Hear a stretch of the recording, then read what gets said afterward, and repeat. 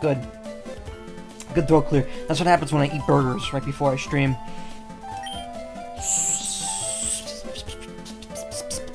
So, I took some time off after finishing Battle Network 3. I was like, I need some time to figure out what I'm going to stream. And I was originally going to do a bunch of different things. I was kicking around the idea of it, and then I kind of got this inspiration from just a random YouTube video to stream the second Pokemon Pinball game, because I've never actually played it before. So this is going to be a one-off. This is only going to be for this stream. I'm probably going to do half the stream on one board, half on the other. I do have kind of a goal, which is to catch the 4 legendary Pokemon that only appear under certain circumstances. That said, it probably won't happen, because I'm extremely rusty at pinball. I've never played this one. I've only played the original. So yeah, it'll be a fun little one-off. And I have another game planned for next stream, and the few streams after, and then I just gotta find something else. I actually have my streams pretty planned out after August. It's just filling this month, really, that I gotta do. So there's 2 fields. There's the Ruby field and the Sapphire field, and they both, I guess, have their own shit. It's very much like the original Pokemon Pinball game, where it was like a red field and a blue field.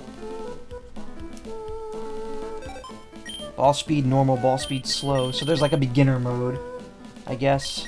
Which is nice because the original Pokemon Pinball was not exactly the easiest game. I remember a lot of people complaining about how frustrating it was. So we'll start on the Ruby board.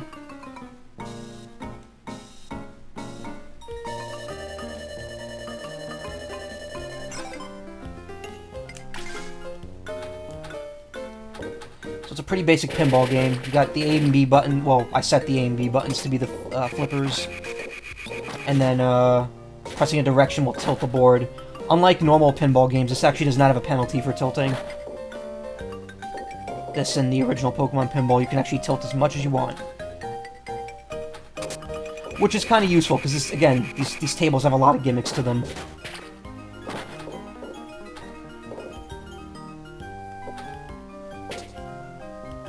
Mart. So Mart lets you buy stuff. There's coins in this game. I don't know how to get them, but you can get them. Bumper, Catch, Hatch, and then Evo.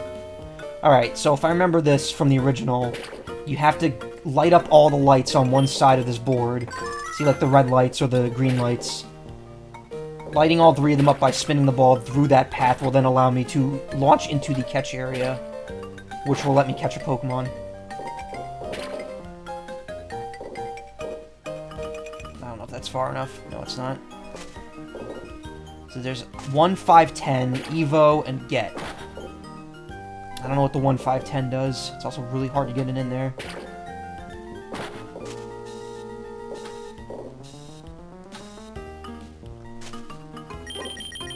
Oh, I see. Alright, you put it in there and you get coins equal to the amount that you light up. 30-second ball saver, 60-second ball saver, 90-second ball saver, ball upgrade. That just gives you more points. You could also get a ball upgrade by landing in those 3 lanes right behind the screen right now, above the Chinchou. 30-second timer bonus. I don't know what that's for. Pika, that gives you extra save, I think? Bonus challenge, lets you go to a bonus stage. Extra, I don't know what that does. I'm not gonna buy anything.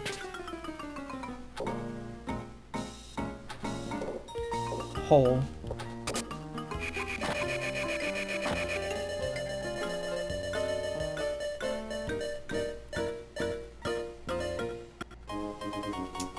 Second ball saver. Alright, that means I don't have to worry about dying for 30 seconds, I guess.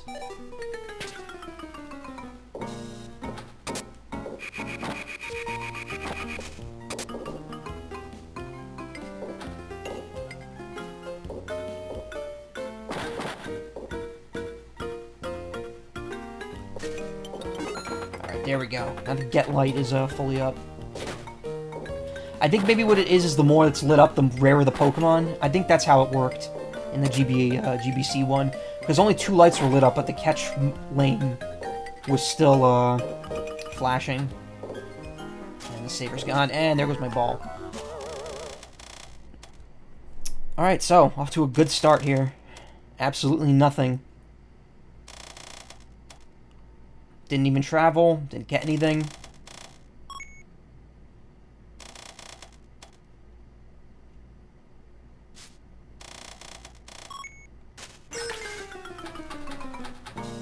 Again, my goal isn't necessarily a hard goal. Like, this is a... Good job. This is very much a one-off. At the end of the stream, whatever I'm at is what I'm at. This definitely feels a little harder than the Game Boy Color one. Just because there's more lanes and more shit to hit. It's way harder to get in the ball upgrade area on this board than it was in both of the Game Boy Color ones. Oh, that's cool.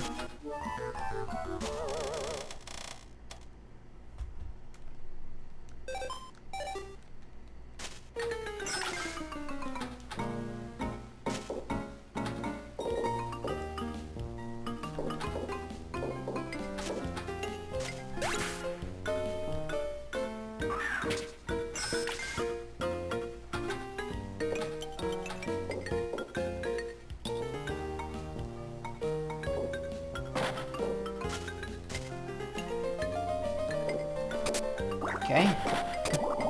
Those little yellow buttons just kind of do random shit. Man, this is hard. It's like, it's just...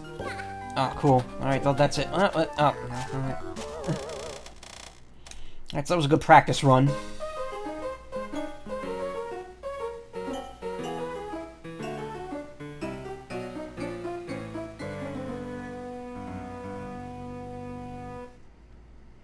Started looking at my watch part of the way through that. Wait, what?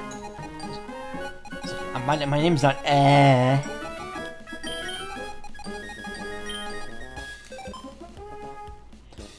Press start trans. Oh, I'm happy for it. Alright, well, that was good. Maybe let's do that again, but not shit the bed this time.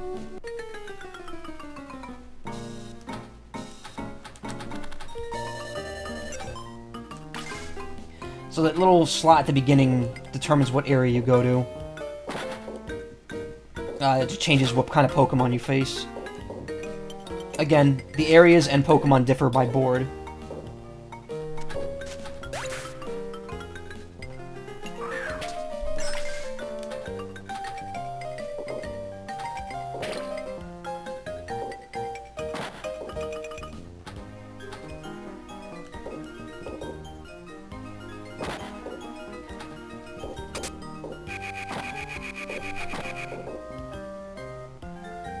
So something that I've always thought, and I don't know... Oh, good, cool. I lit up that light, even though I don't need it.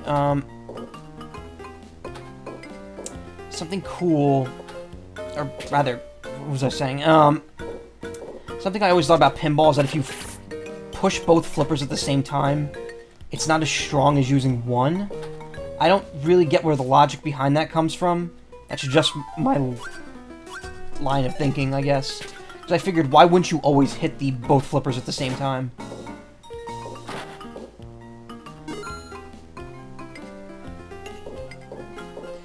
Getting in that catch lane is just like a nightmare in this game. Oh, cool. Well, I'm already dead.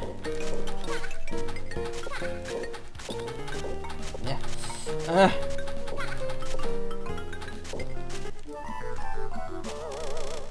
Holy shit, this game is not easy.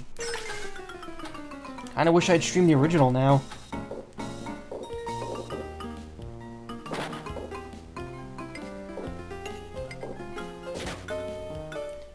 Oh, well, I got it in there, but it didn't do anything.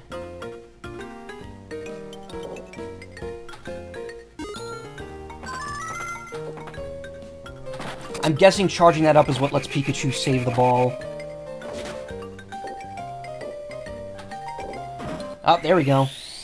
Finally. So I believe what you need to do is you have to hit the targets at the top, so Chinchou in the stage. Alright, thankfully, just like the first game, you get a ball save for the first 30 seconds of a catch-em mode. Oh, they're Lotad now.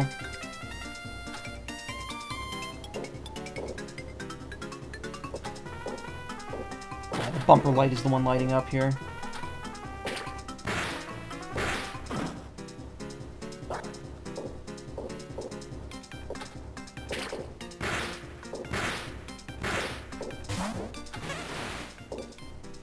And now I hit it 3 times, or 4 times, I believe.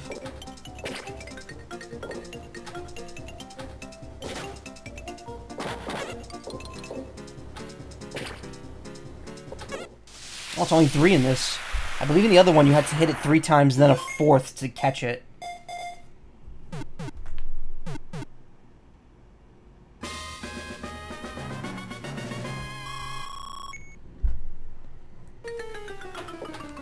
And yeah, I believe every time you catch in this game you get a slot.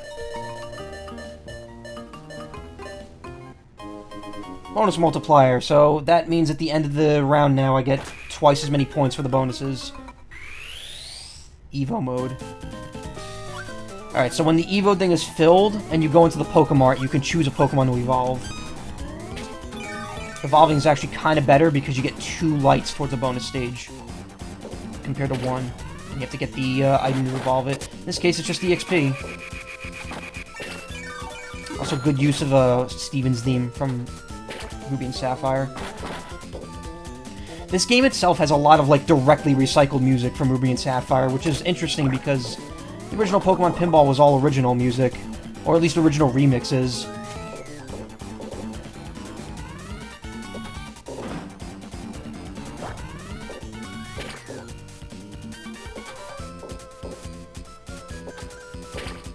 Holy hell, alright.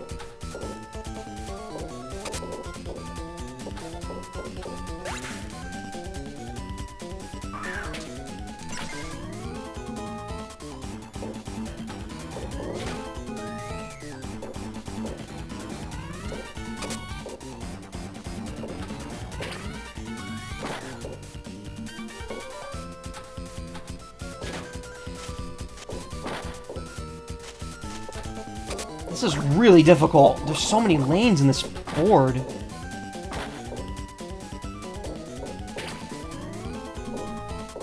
There's like no leeway because like you can't just put it all the way to the right or the left.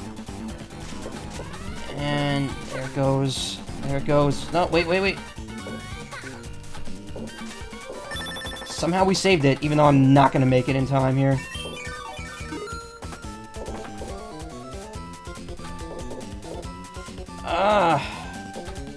Wait. Okay. Somehow that worked. This game's a little screwy.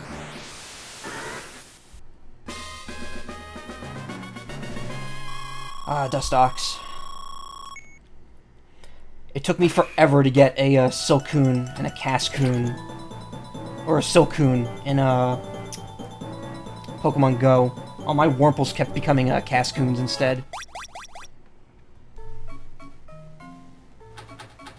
So catching a Pokemon gives you 1 point, evolving one gives you 2, and once you have 3, you could go to a bonus stage. And the bonus stage you go to is dependent on the board and how many times you've gone to a bonus stage.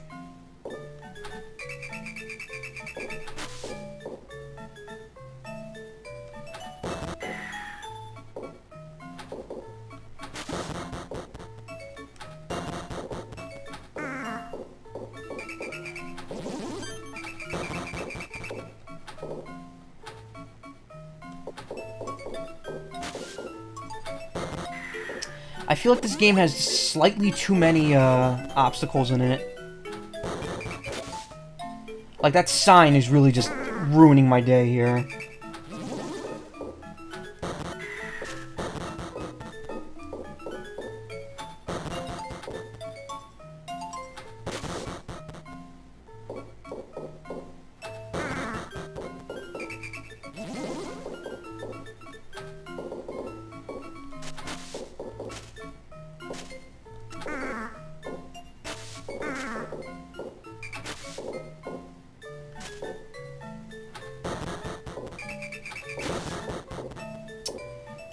So you have to hit it when it's down. Oh, come on.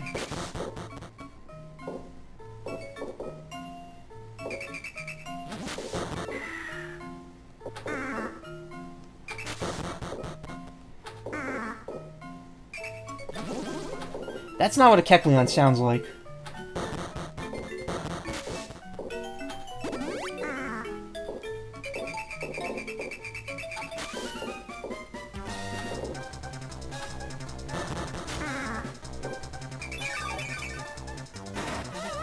Oh, actually won. Wow.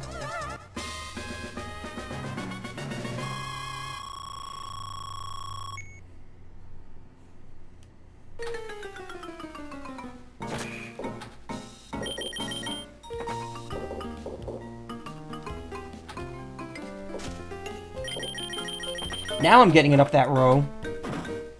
Not enough to get another Pokemon, though. Okay, well... That's cool.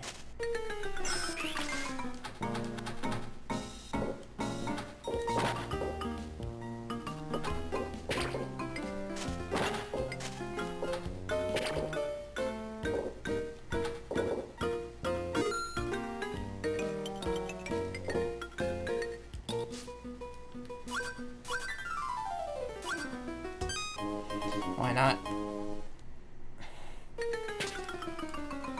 I mean, why not? Not why not. I don't know if why not's... Well, no, why not would be in this game. This game has the entire Hoenn Dex from Ruby and Sapphire, with the exception of Deoxys. So, why not would be in this game.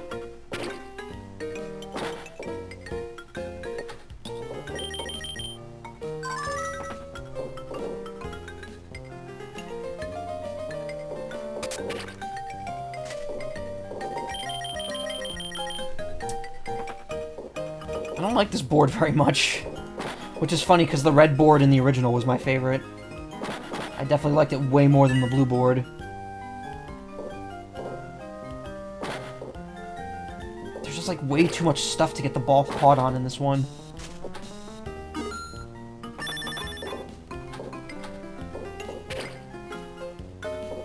Okay, well, I got the Evo light almost all lit up.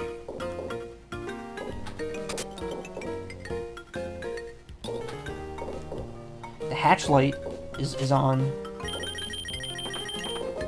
The hatch light essentially is a different way of catching Pokemon in this game. It like a little Pokemon will run around and then you hit it a bunch of times to catch it. I don't think I've got a single one of those top slots.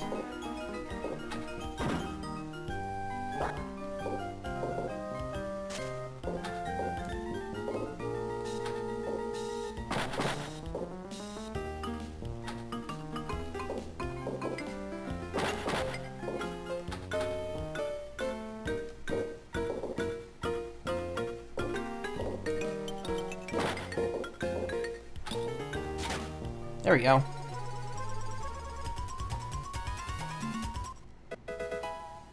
Tanaron.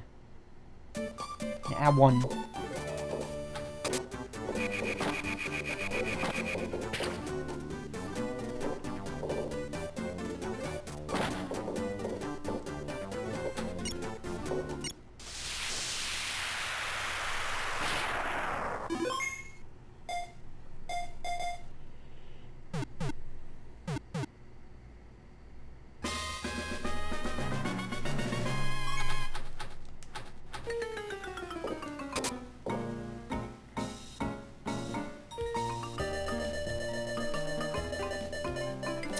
Catch 'em start would be neat. Oh, small, 30 cents, just a bonus multiplier.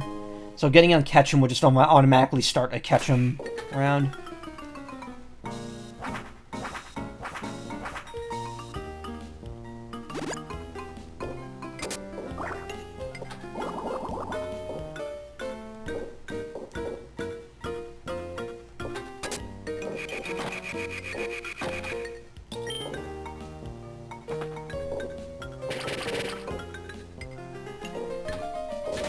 Apparently to get an extra life in this game, you need to catch 15 Pokemon, which is just like, Jesus. It's ridiculous.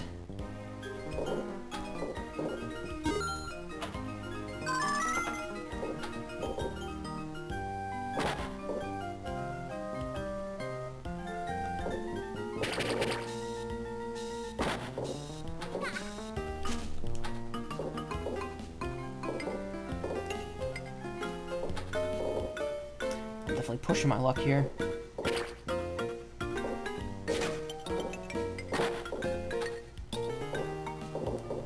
I also definitely know I'm not doing what I'm supposed to do. Like, the goal I set. No, there it goes. There it goes! And wait, no, okay. Alright, so it's not impossible to... And there it goes. Never mind. Game's over.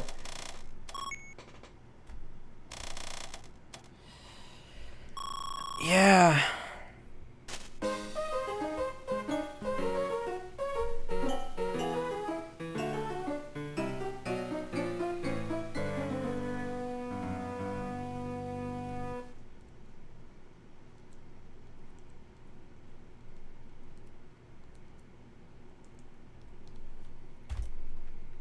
Yeah.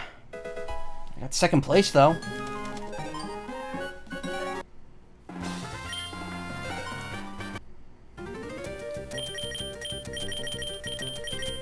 So it pretty much has the Pokedex. You can like see the sprites and all that shit. It's kind of neat. Just like the original.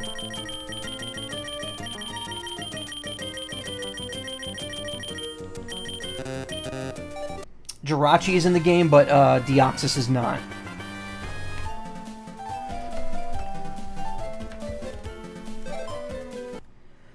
I guess we keep going on Ruby for now. I'm gonna go for Ruby for, I guess, an hour and a half, and then do Sapphire the other hour and a half. I thought I'd be making a little more progress than I am, so whatever.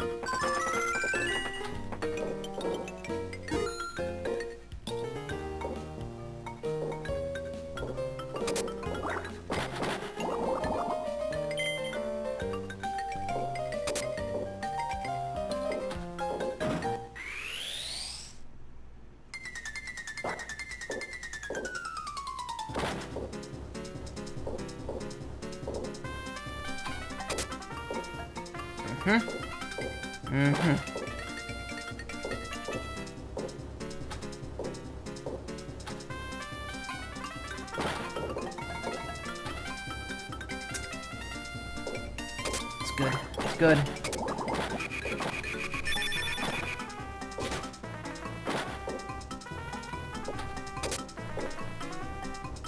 I can't tell if I'm bad or if it's just...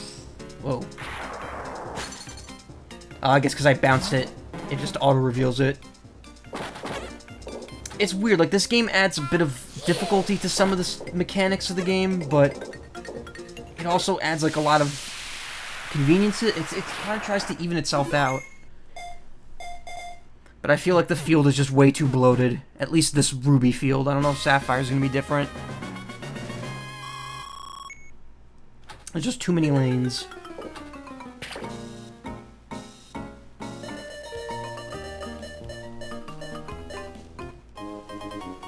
I just realized if you tap A... Oh, neat. Alright, so I got 2 savers now. I just realized if you tap the left bumper, or the right bumper, it makes the Makuhita punch.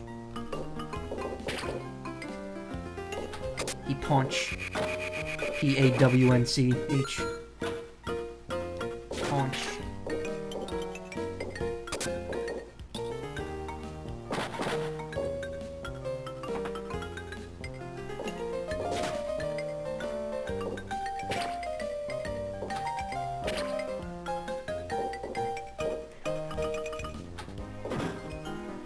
Not enough.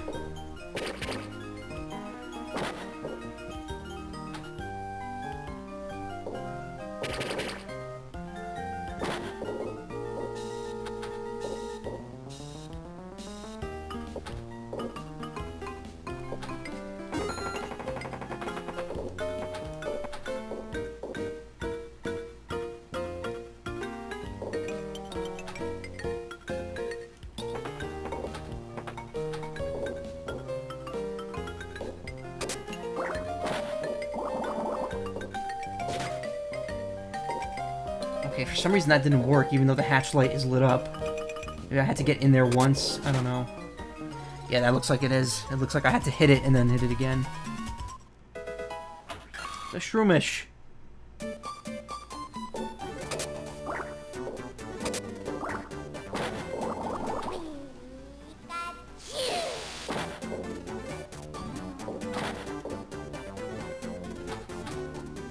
Also, there's no timer for this, I just realized.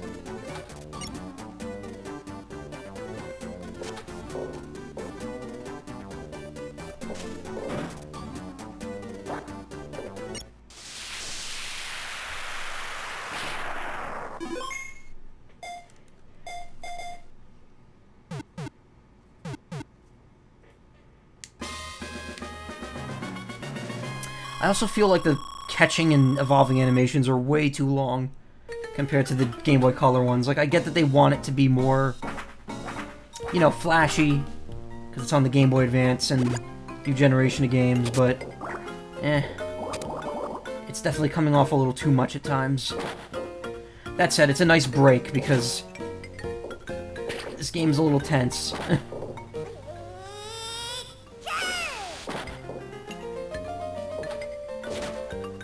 To me, pinball's a pretty intense feeling game, just because of the way it's handled. You know, you never really stop playing in a real pinball game. It's mostly just digital ones like these that have stop points or pure pausing or whatever. And involve Grimer, because Grimer and Muck are one of my favorite Evo lines. Something that people may not know.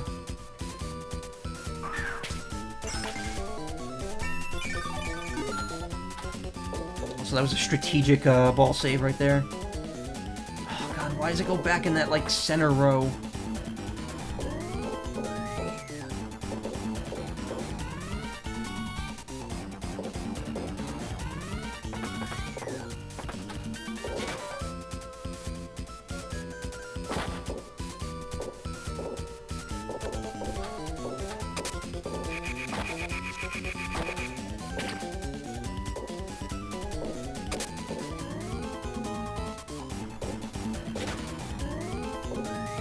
I hate that row. That row is so hard to get into.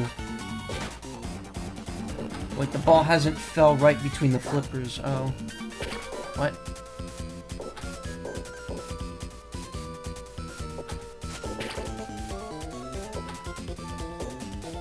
Also, no scratch today. I don't know why. I'm not doing anything different, but the stream's actually running smoothly. Smooth. Oh my god, this EX. This exp... Oh, come on! In. In! There's just too much. There's just too much for this thing to bounce off of.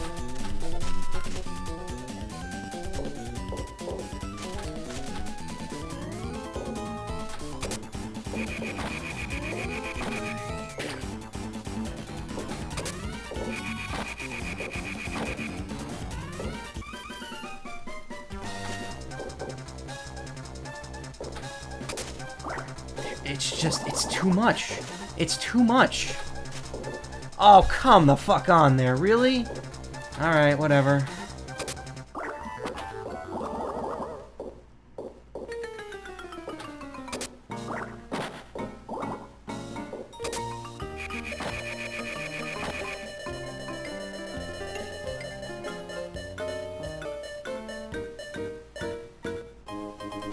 Oh well, at least I get to catch something else.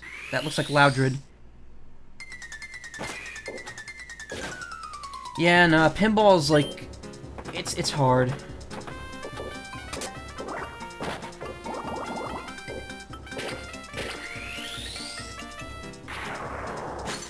I will say the game is nice. It's flashy. It's fun. It's just this board has too many problems with it. It definitely lacks the simplicity that the original Game Boy Color game had.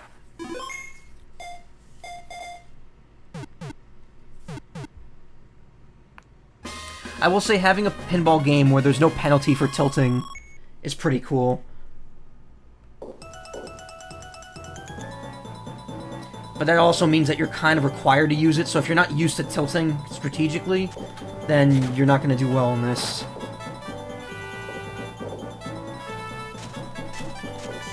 Get in there!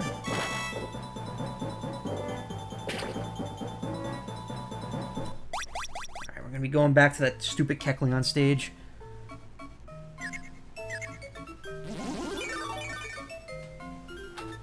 I don't know if you have to actually beat it in order to get the second bonus stage to spawn. But I think you do, because I've watched, someone get Groudon and Kyogre in this before. And I'm pretty sure you have to beat the Kecleon and Dusk Noir stages to do it, which is very much a pain in the ass. Especially since you have to do both of those stages twice to actually catch them. And then you have to do the Rayquaza stage twice to catch it. So you have to go through, like, upwards of 16 bonus stages without losing.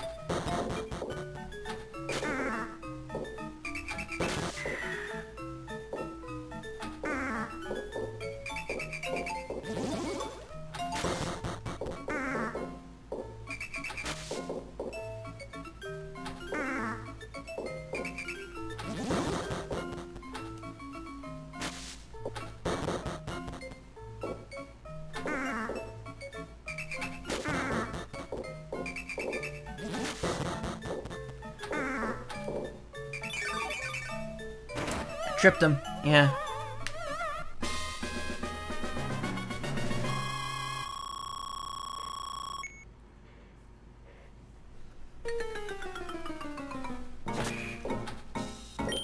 Oh, now I went right up that row with, like, no problems.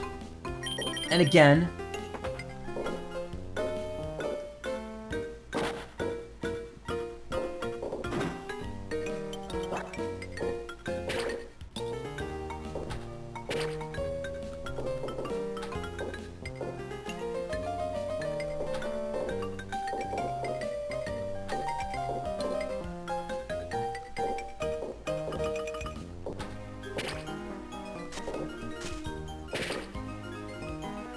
I haven't even upgraded my ball once yet. What just happened?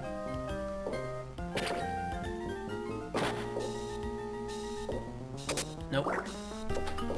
Nope.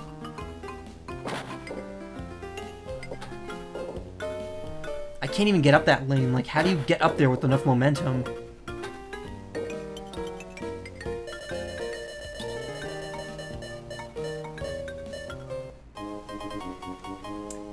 Better than nothing.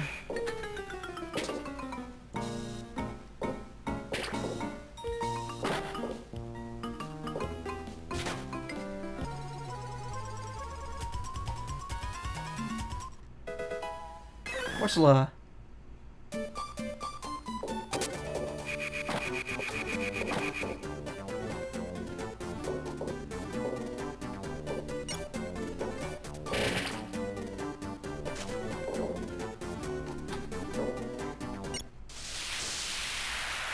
Something funny about the original Pokemon Pinball is that the music in it is notorious for being used in a lot of bootlegs. There's a lot of Game Boy Color bootleg games that use the Pokemon Pinball soundtrack.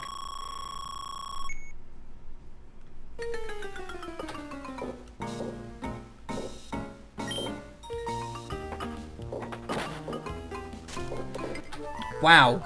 Right down the hole.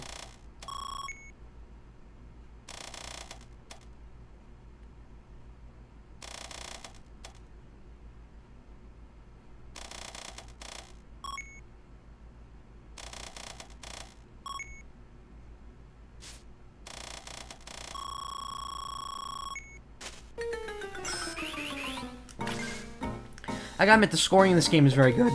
It does a good job of feeling like a pinball game. Unlike Sonic Mania Plus's pinball game, where it's like, here's a couple 100,000 points, not a few million. I definitely think that's one of the fun things about playing a pinball machine. Just getting this, like, ridiculously high score for doing nothing.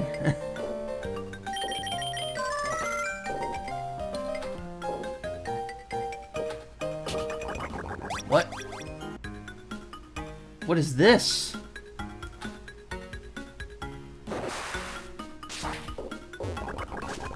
Come on, we're done.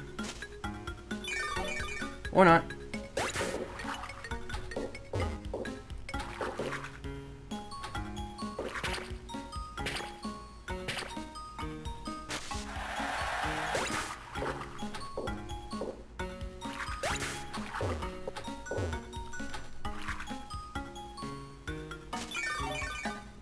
Oh, is this just unlimited tries until I run out of time?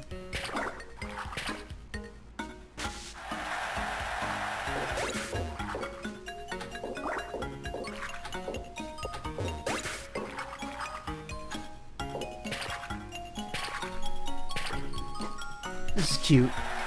I like this.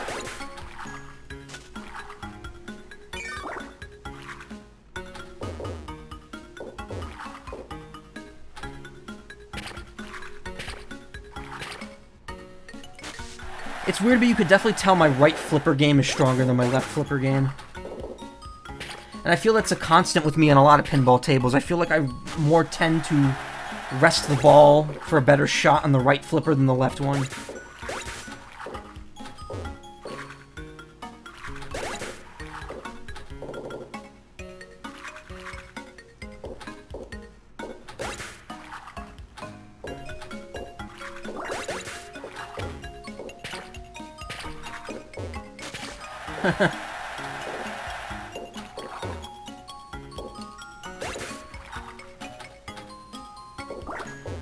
Maybe it's due to me being right-handed? Perhaps? I don't know. I think it's just me making a dumb observation. I mean, I'm controlling both flippers with my right hand, so...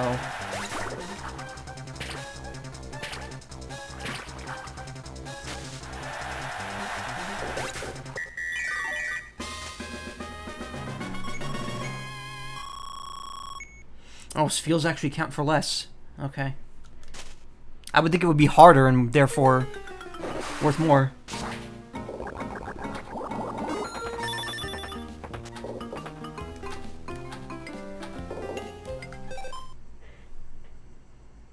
Oh, I thought it was raining for a second. It's just a bunch of bugs outside.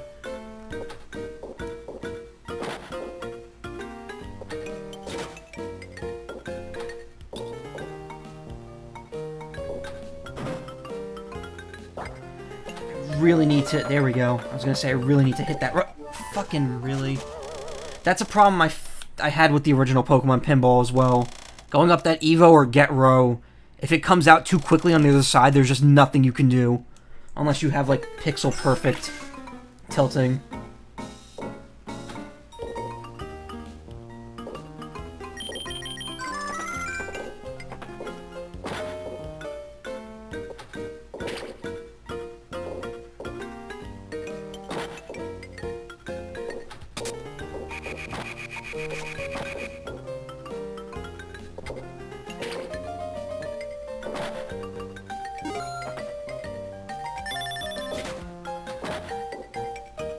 Well, I gotta save, at least.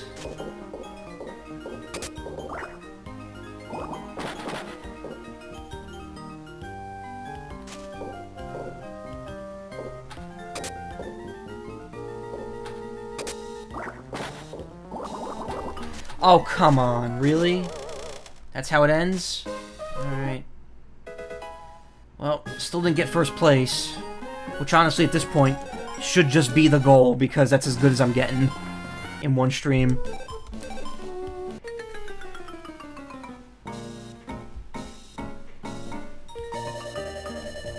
One sec.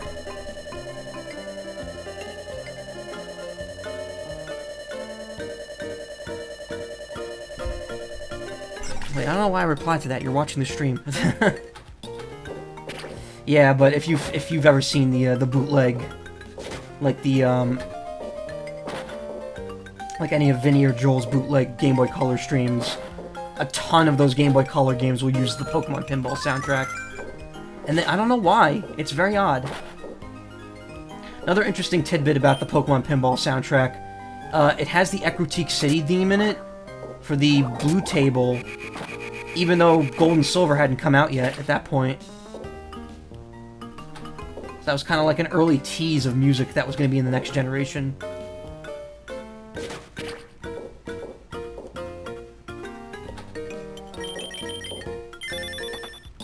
Wow, I haven't even gotten a ball upgrade yet.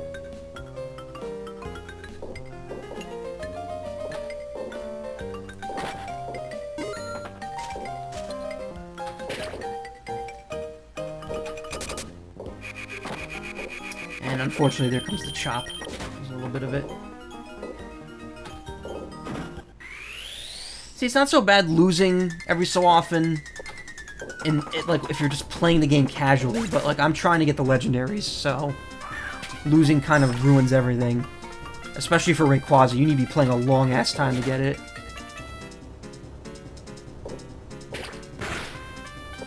I'm pretty sure there's no Pokemon that are that hard to get. Well, again, in the original Pokemon Pinball, there were no Pokemon that you needed from, like, a special catching thing. Ooh, Duskull, I like Duskull.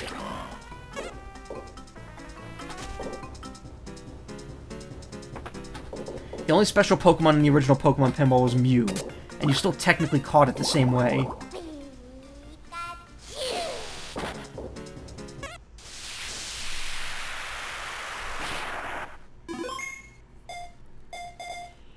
In this game, there's 4. Groudon and Kyogre. You gotta beat their bonus stage twice. And then you gotta beat Rayquaza's bonus stage twice, but Rayquaza's bonus stage only shows up after you've done 4. So it's the 5th and the 10th, I believe. So you need to play a lot of fucking bonus stages to get that. And then Jirachi's the other special one, and to get Jirachi you need to travel a lot, which I actually don't know how to do. I don't know how to move areas in this game. I think it has to do with the Linones on the corner, but I'm not entirely sure on that.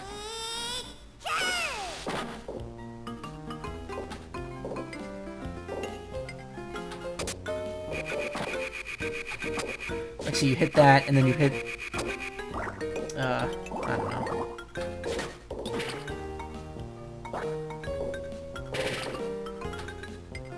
There we go, I upgraded the ball finally. That just gives you more points for whatever you hit. You could go from the 3 main types of balls, or the 4 main types of balls. Pokeball, Great Ball, Ultra Ball, Master Ball.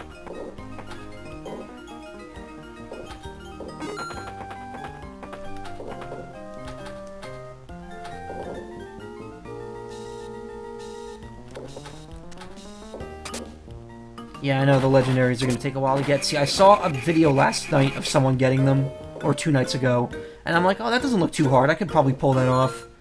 And then I'm like, oh, no, God, no. It's not happening.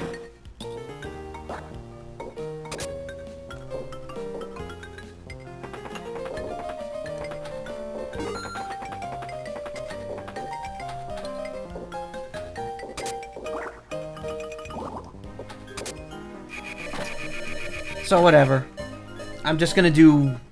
Well, it's been 45 minutes, so I'll do 45 more minutes on this board, and then I'll do an hour and a half on the Sapphire board. And that'll be how we end it. This is a one-off. What happens if I pick question mark? Is it just randomly chooses, I'm guessing.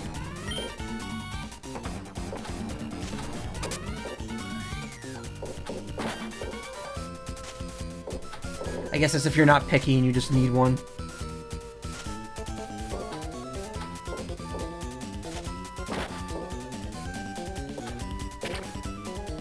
Oh my god. Get the thing, please. Okay, good. And this one's in the middle for once.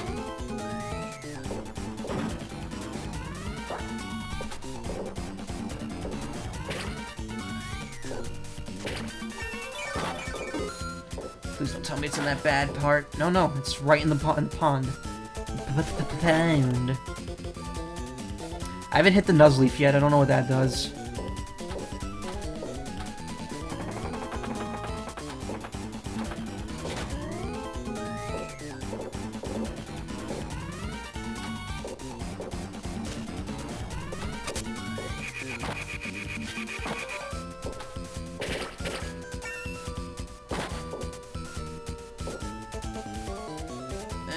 Nope, not now. Cool. To travel, it's hitting the Leons and for the Gulpins in this field 3 times. Or something like that. That sounds about right.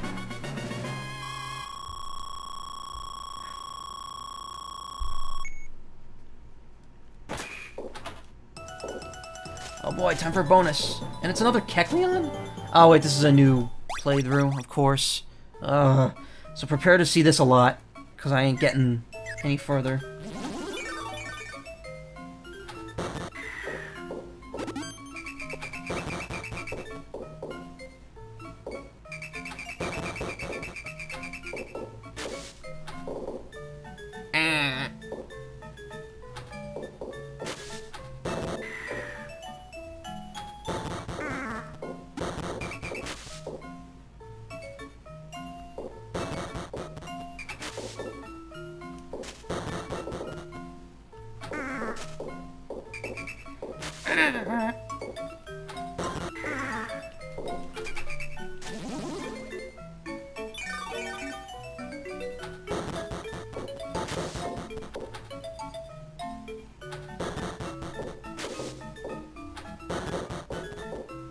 Oh my god, dude. A year ago at this time, I was balls deep in my Mystery Dungeon playthrough, stream, whatever.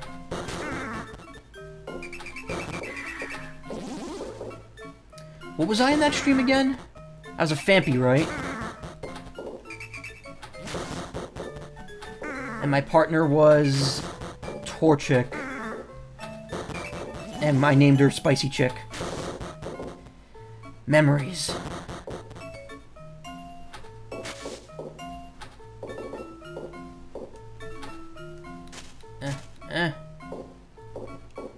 Oh my god, get the Devon scope. Or just hit the enemy, that's good. I win. It was much easier to travel in the original pinball game, but maybe it was due to different design mechanics.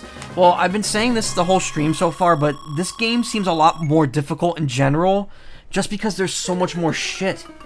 Like, this field has so many lanes on it, it's so hard to pinpoint where you're gonna go at any point.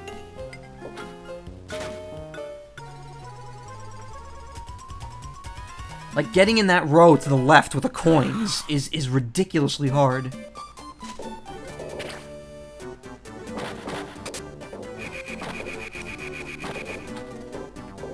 And trying to, like, aim it properly is really difficult. The physics are really different between the two games, yeah. That's because the first game probably ran at a lower frame rate, and also the ball was a lot bigger in that game. So they probably had to change it a bit. I should probably try playing on slow ball mode if this is really too difficult.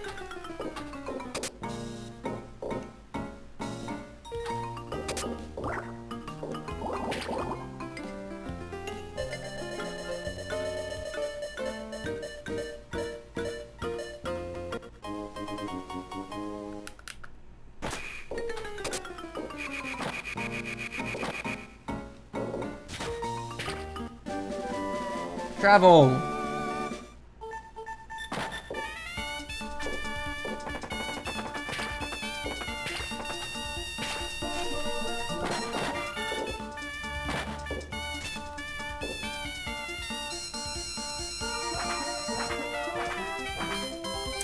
So I love how Aerodactyl and Cyndaquil and Chikorita are in this board, even though they're not in the Hoenn decks at all.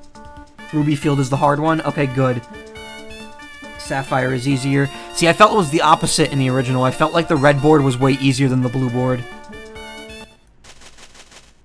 That's full beat. See, wouldn't it make more sense for it to be Smeargle? But whatever. I guess Smeargle's not in Gen 3, but neither are the other two up there, so... Eh.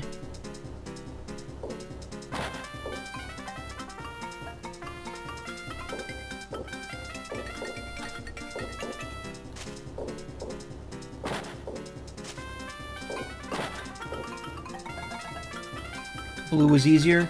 I don't know, I felt like blue, because blue had that random arrow in it. Damn it. Really?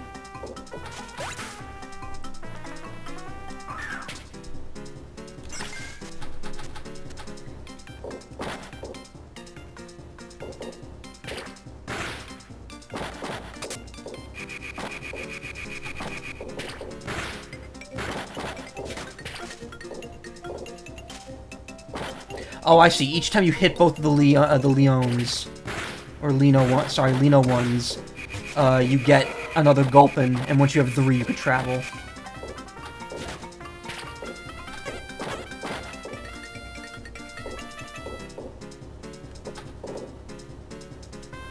Don't blow it.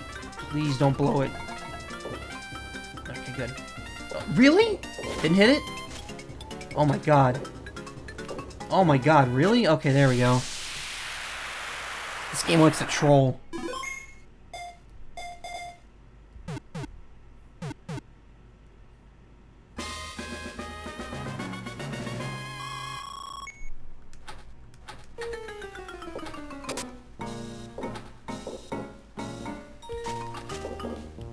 At least I'm doing a lot better this time. I haven't died yet. You die in pinball? You haven't lost a ball yet. When you die in pinball, you die in real life.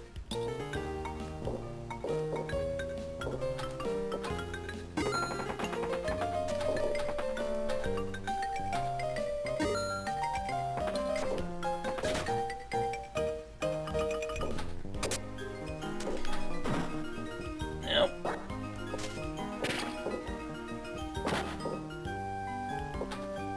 Nope. No! Fucking... I had to say something.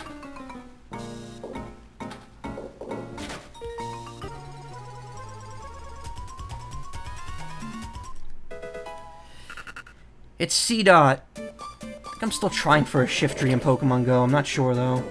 I know I have a Nuzleaf.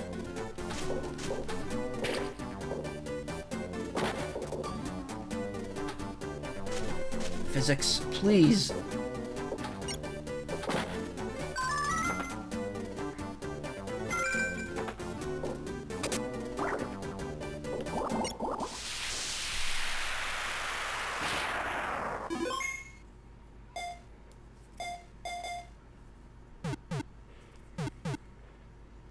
I can't remember if I 100%ed the original Pokemon Pinball. I know I got Mew in it, and all the legendaries, so... it was definitely close. Oh, here we go. Here's the first Groudon stage. You have to actually clear it twice to catch him, though. Same with Kyogre. Is it Kyogre or Kyogre? I say Kyogre, but I think Kyogre is supposed to be how it's pronounced.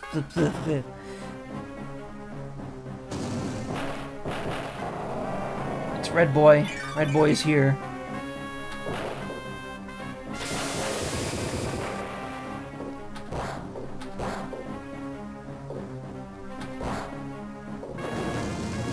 Oh, that's nice.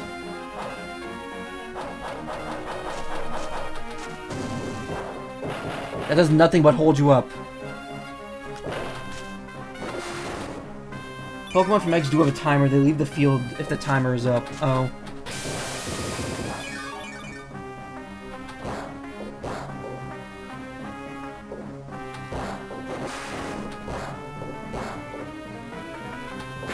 Got him. Got him again. And again.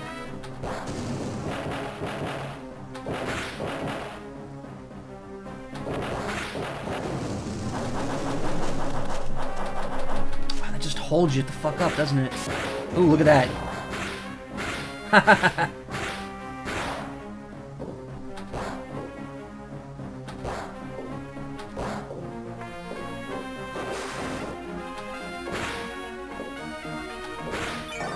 Beat it. So yeah, the first time you beat this in the Kyogre stage, they just leave. You have to beat it twice to actually catch them. And then after you do that twice, you could fight Rayquaza once. It'll leave after you beat it. And then you have to do it all over again to make him show up a second time. So it's a lot of work to get the legendaries in this game.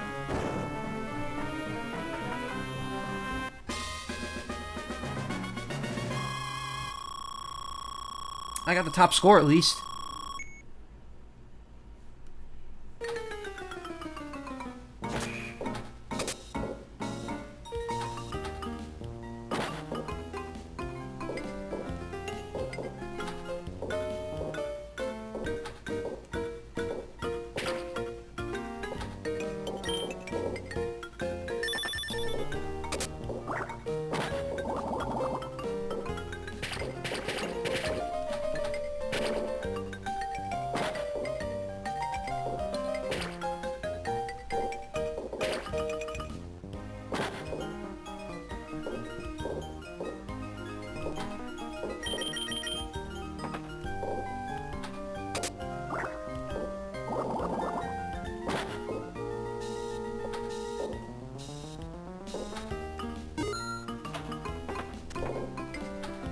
I just noticed the Pokemon Mart turns into the Pokemon Center when the Evo Light is finished. Or filled up. Blech. No, no, no, do not. Donut.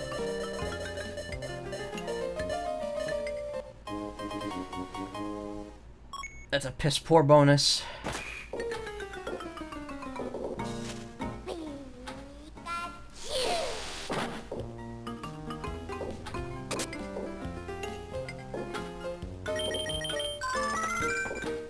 So this in the original Pokemon Pinball had a roll function. And, obviously I can't tell with this one, but I'd like... Oh, really? Wow, okay. That fucking sucked. I liked the originals. The originals was good. I haven't, obviously, experienced it with this one, so... I can't give my thoughts on it.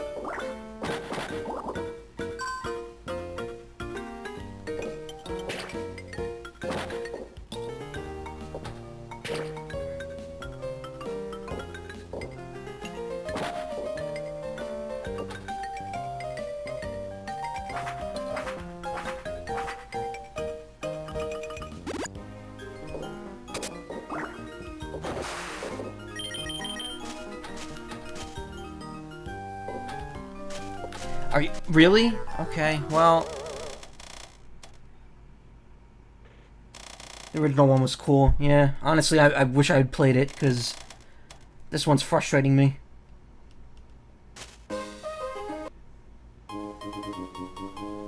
The battery thing, though, yeah.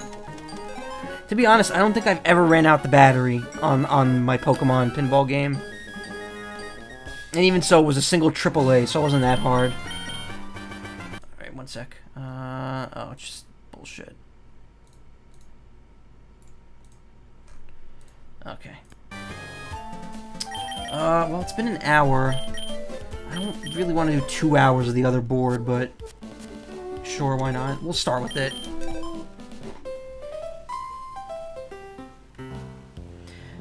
This looks a little less difficult because there's less shit sticking out. Like, there's as many lanes, but there's less obstacles in the way.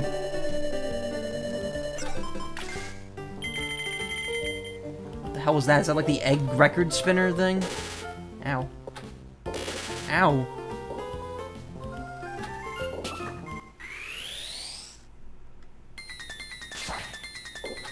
Another Loudred. I've been playing the game for an hour and I'm already getting doubles.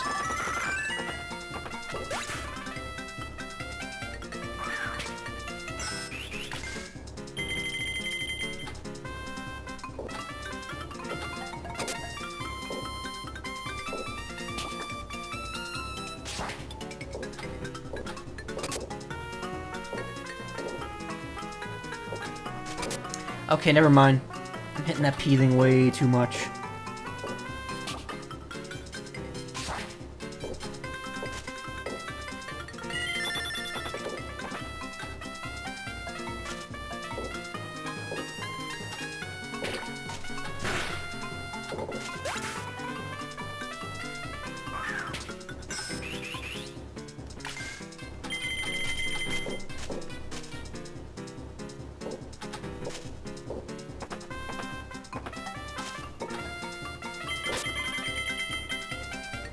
the point? What was the point?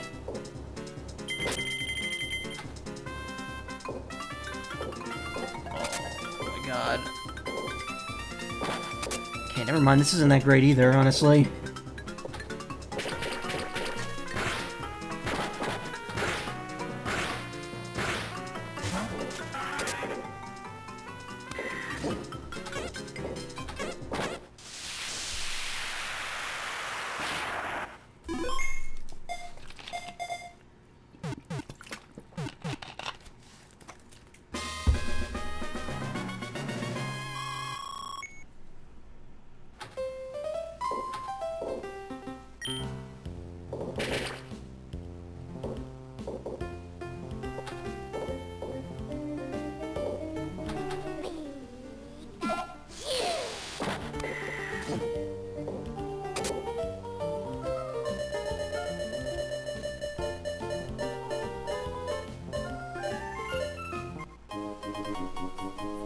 Points.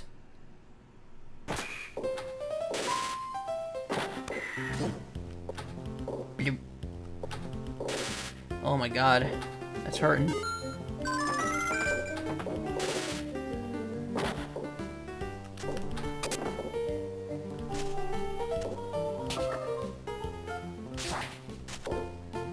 reveal of Pokemon things take 6 to 7 hits instead of 3 to 4 in this game. Well, it was in the other game it was 1 to 1, wasn't it? It was like 1 hit was 1 panel. This, it seems like after you've hit it a certain amount of times, the panels just break away completely.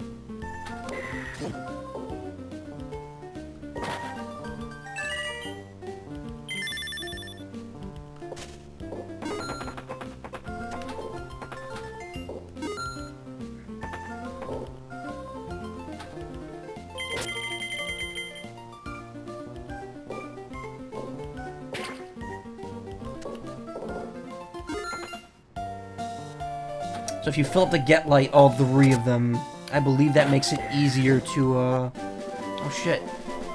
That makes it easier to get, like, a rare Pokemon.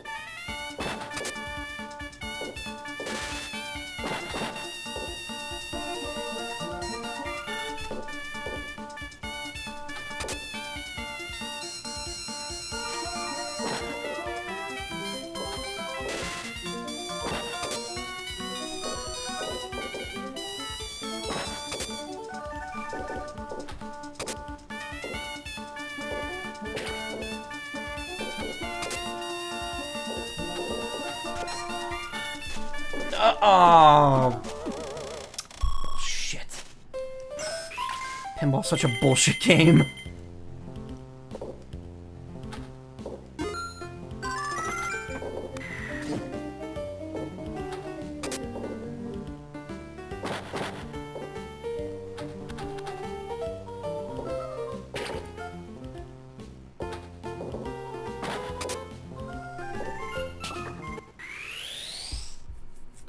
Oh boy, a rare catch. Lunatone.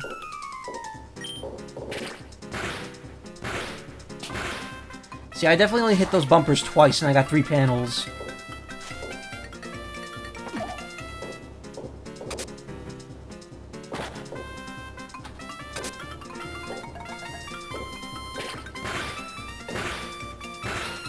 Alright, so you only have to hit them 3 times to get them to reveal in this game. Because it was 1, then 2, and then 3.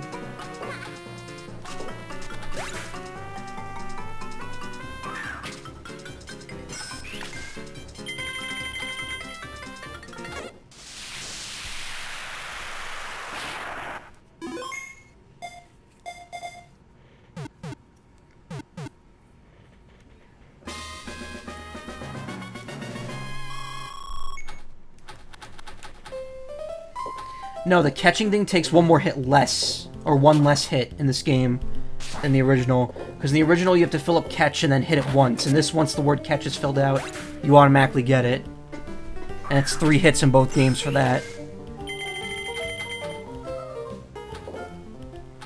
So in theory, it's easier to get a Pokemon in this game. But at the same time, this game just seems to have a lot more shit it throws at you, so... not really.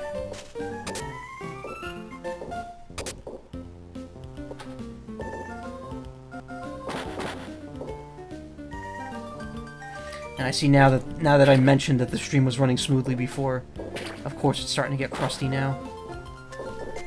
Which, oh come fuck on, really? I hate pinball.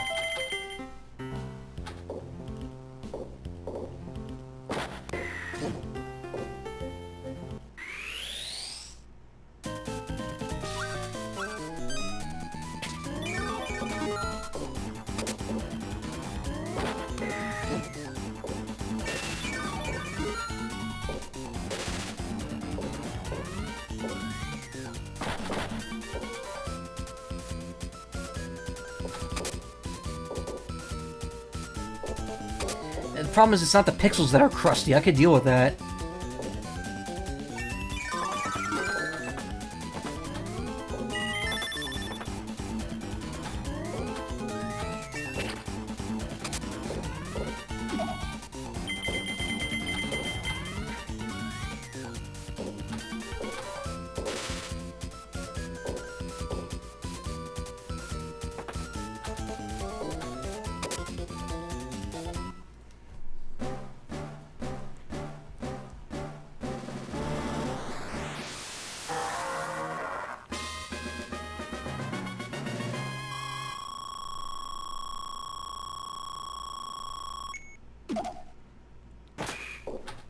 Go to bonus. Ooh, we haven't done this one yet.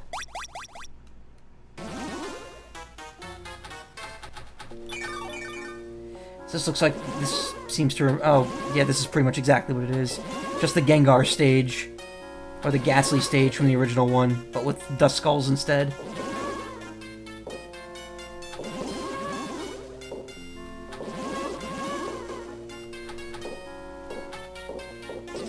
And less good music.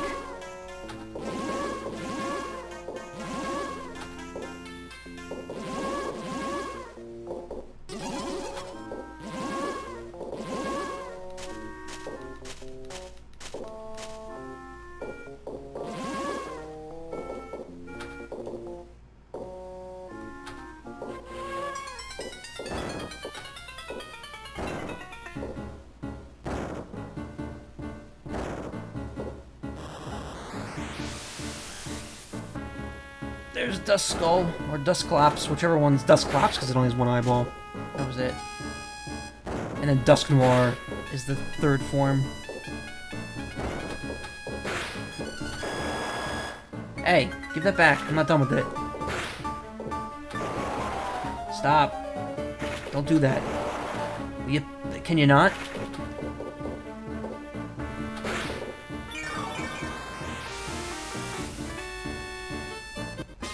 That is a lot easier to clear than the Kecleon on stage. There's so much less bullshit you have to deal with.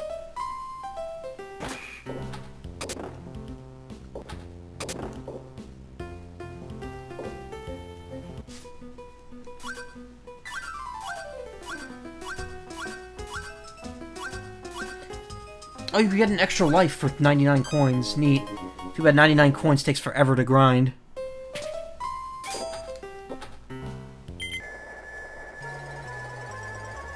Oh, that's the egg.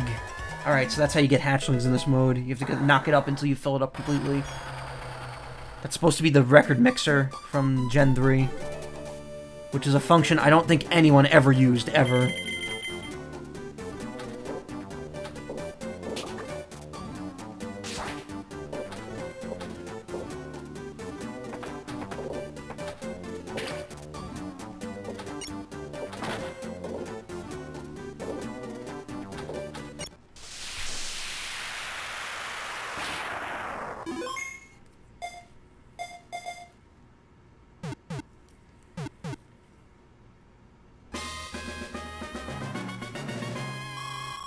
You use it? The record mixer? With who? You need... That's like a multiplayer thing, isn't it?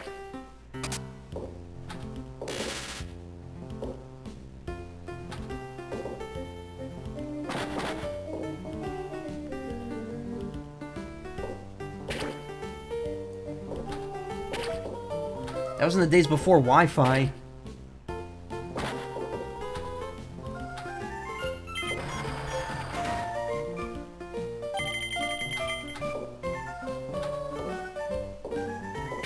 You think so? Truth be told, I probably have used it at least once or twice, but I don't know.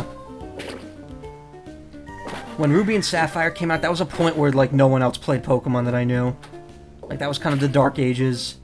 Like, Gen 1 was when everyone played it. Gen 2, there were still some friends that played it. Gen 3, no one else I knew played it. And then in Gen 4 and on, it didn't matter because there was Wi-Fi.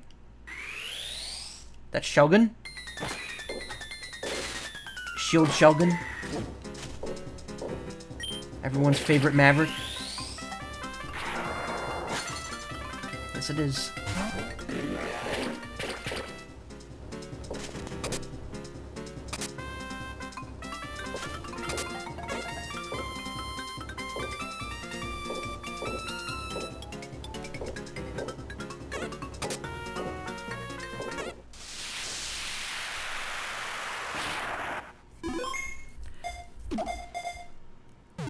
Gen 3 in general fell into this, like, weird, like, period where Pokemon was kind of on the back burner. Wasn't as big as it was. I would say the advent of the online in Gen 4 is really what, like, revived the series.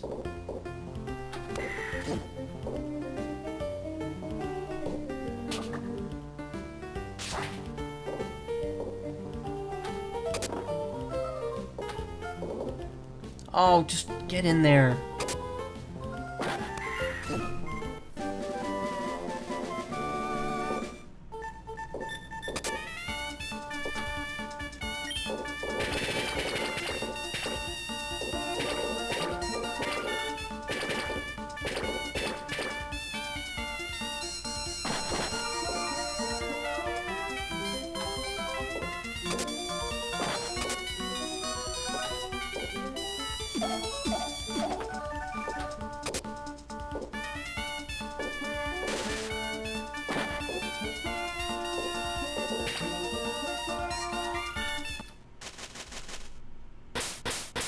That's the other one, Illumise.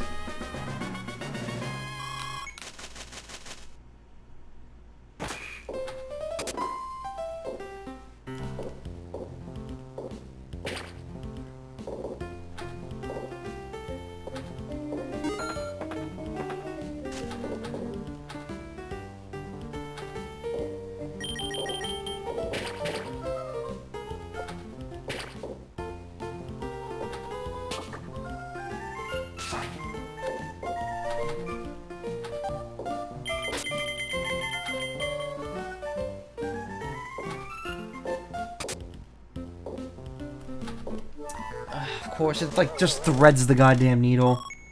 And that's it.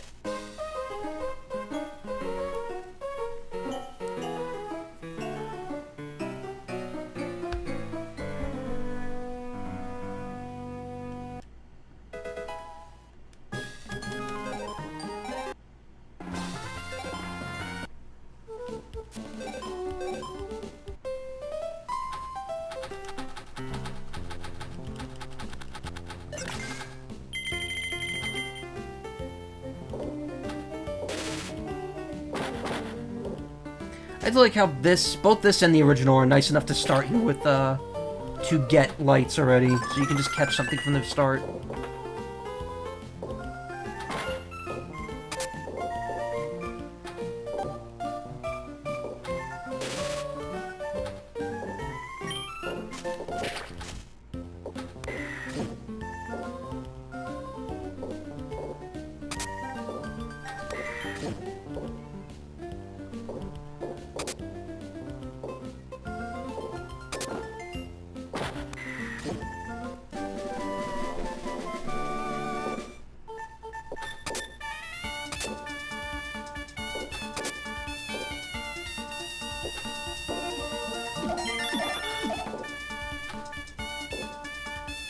That was a nice, nice vacuum effect there, where I knock it straight up, and then it was like, whoop, to the right.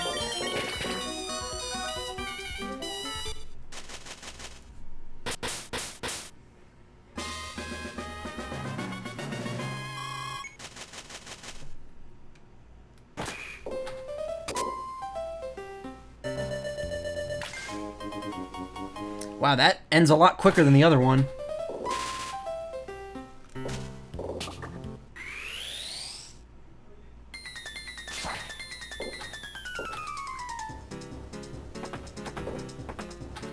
Pokemon is that?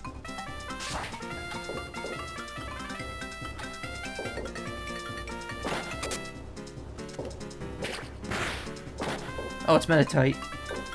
What the fuck? I don't remember that Pokemon.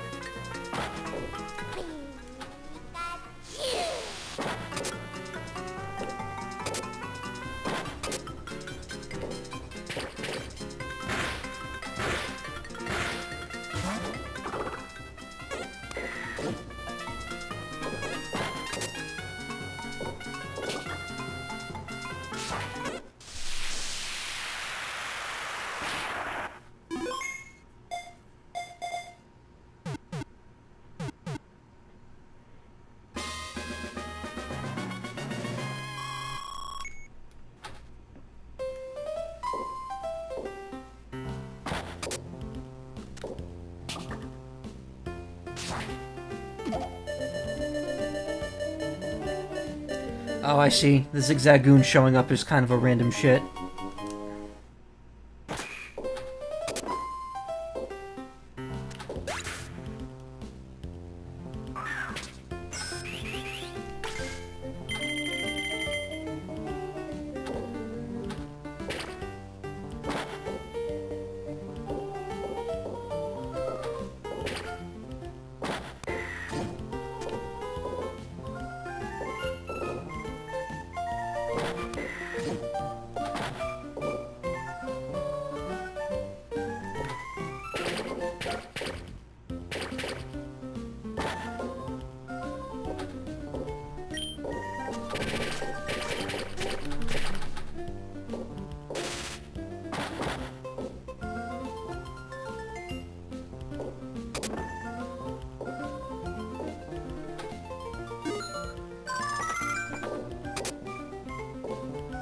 Oh, I see. If you hit that button, it readies Zigzagoon, and then it'll interfere with the bonus game.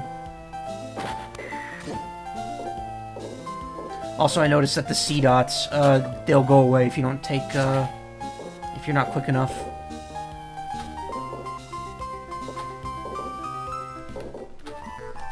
Cool.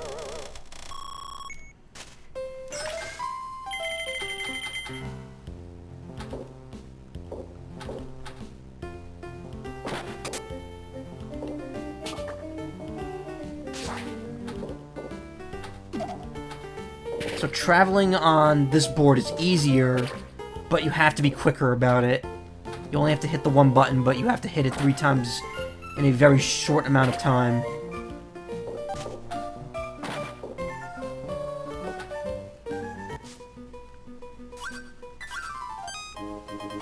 Whereas in the other one, the Gulpin will stay, but you have to hit 2 objects. Well, you have to hit 3, because you have to hit something to activate them, and then you have to actually hit them. Ugh. You have to hit something to activate the Linones, and then you actually have to hit the Linones. Is it Linone or Lino 1? Because that's what I... Or Lino 1. I'm not sure.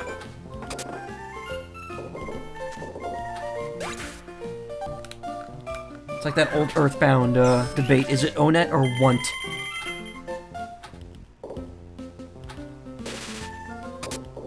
And it's definitely... It's Onet. It's definitely Onet, because that's how it's pronounced in Japanese.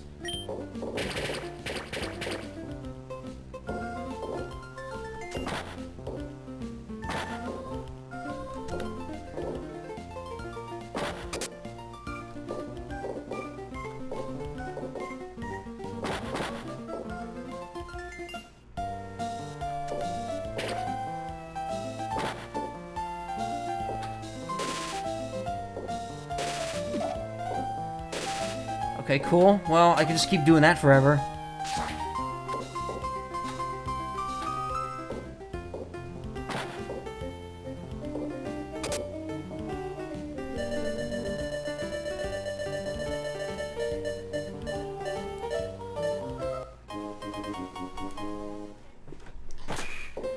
Better than nothing.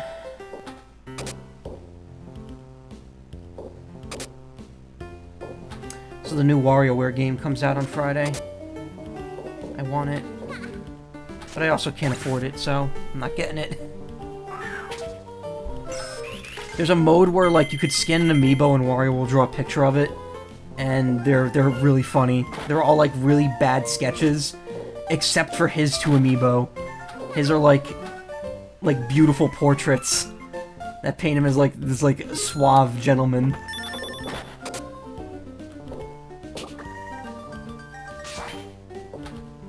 I feel like it's a function not a lot of people... Well, I guess, I don't know. It depends on how many people own a new 3DS. Because I was going to say, I have a original 3DS, so I have no way of scanning amiibo unless I buy that scanner, which I really don't want.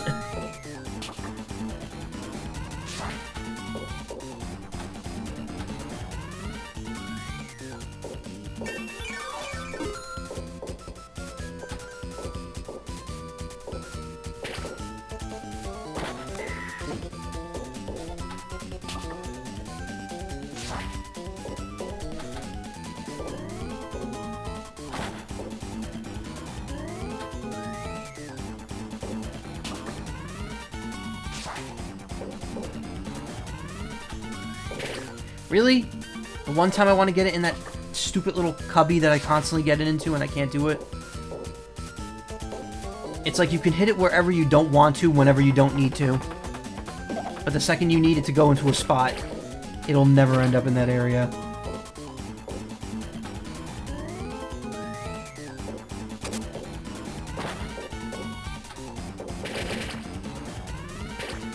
Oh my god, really? Really? There we go.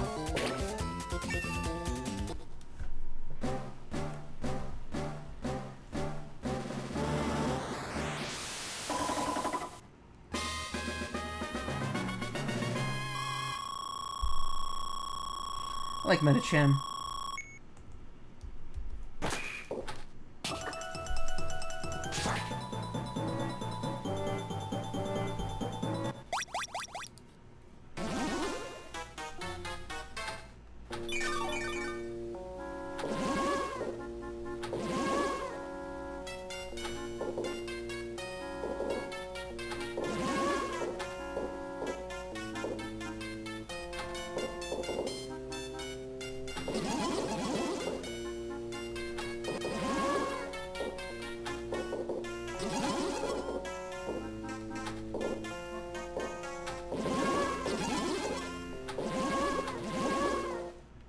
I do like how the bonus games have unlimited balls and you just lose time when you drop it.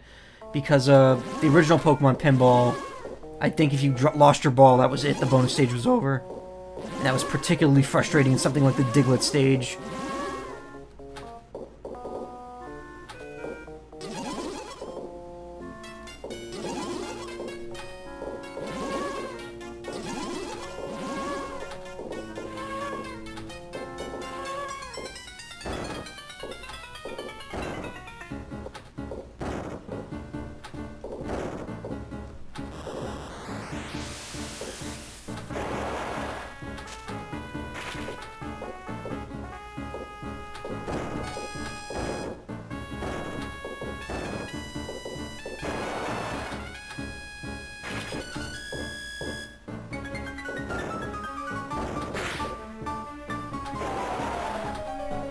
That seems to be random, whether or not that just hits or he absorbs it.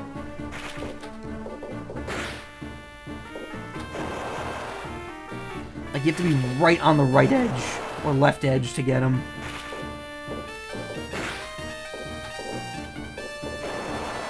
Oh, never mind. That went from the left and it still didn't hurt him.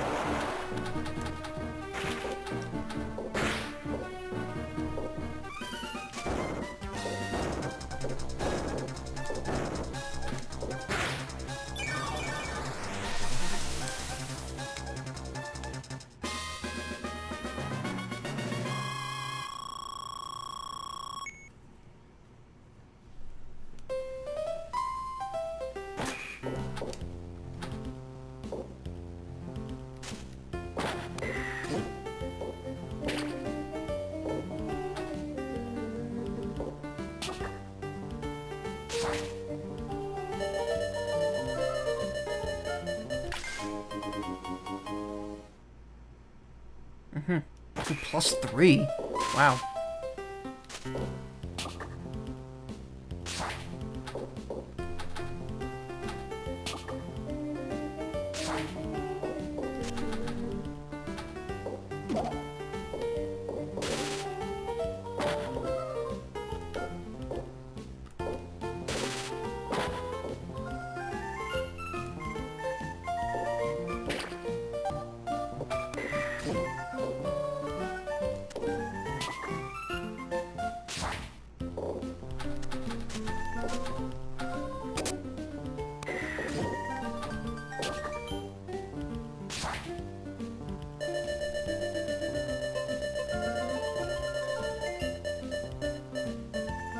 Go to bonus.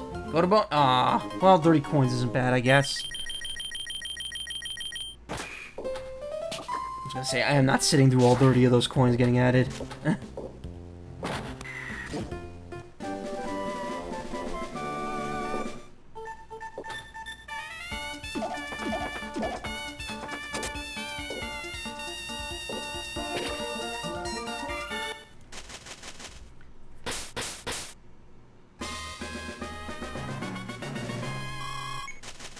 Back to Anus Caves.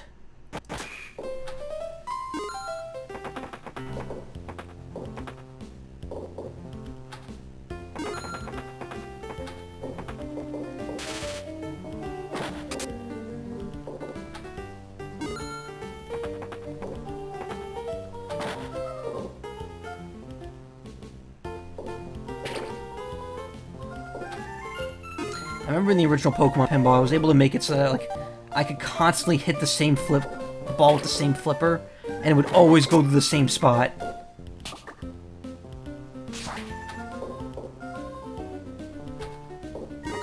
Like I'd be able to hit it with the left flipper again here and make it go up the get lane again, and essentially be able to do that like 4 times in a row.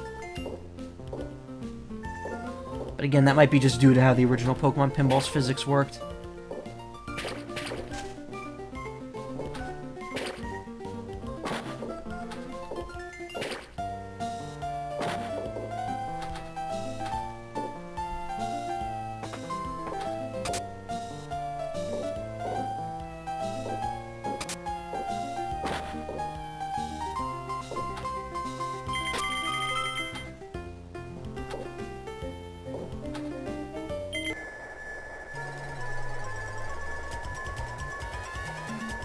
Have to get a Babby. Chime Show.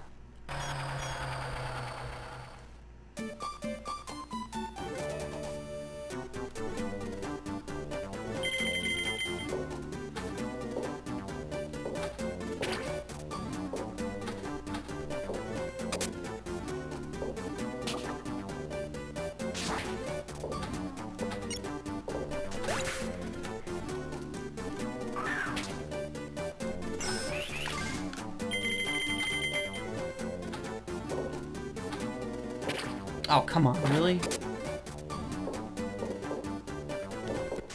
Oh, fucking, I didn't even realize I was low on... I didn't have a saver. So not only did I not catch it, but now I fucking lost a life. Pinball's a bitch.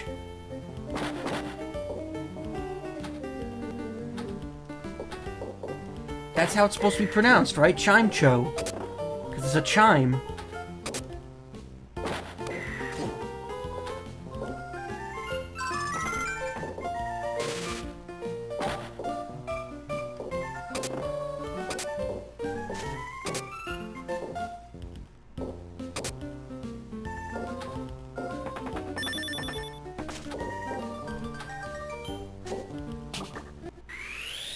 Ooh. Ooh, Sableye. I like Sableye. Reminds me of a Heartless from, Kingdom Hearts.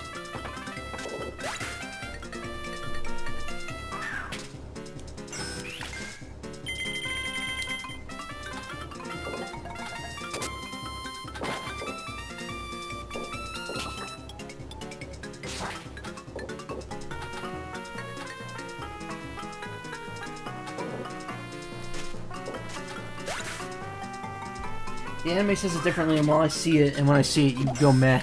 Oh. I didn't know. It's like the whole Arceus Arceus thing. I've seen people say Rayquaza, too, instead of Rayquaza. And I don't know if that's right. And same with Kyogre and Groudon. Jesus Christ, get in the middle. There we go.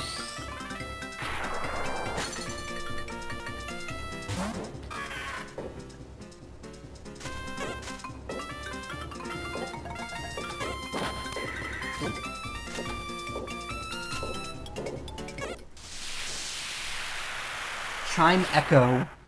Chimico. Chime Echo. I guess I can understand. Yeah, I guess that makes sense, because Chime and then Echo. Oh, fuck. Wow, I never realized that. Well, whatever. You know I'm not going to say it right.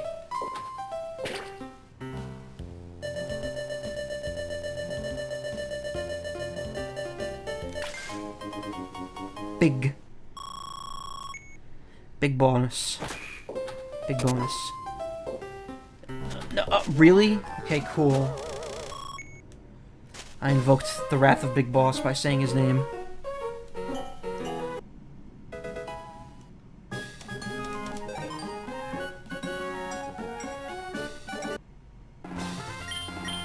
How many Pokemon have I caught? 20 or 19. That's not too bad. That's about a tenth of the Pokemon in the game. Alright, let's see what ball speed slow is like. If it's really slow, I don't want to bother with it.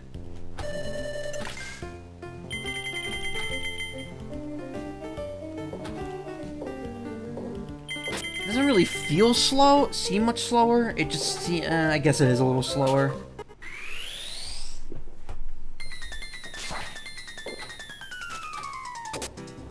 I guess it's a little easier to plan how to hit it. This definitely feels babyish, though. I shouldn't use this mode.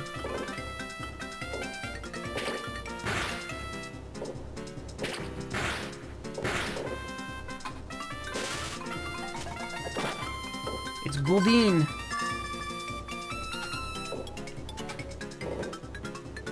You expected to play more like the original, but no. I can't remember how fast the ball was in the Game Boy Color one. I mean, it can get pretty quick, but I don't know how quick.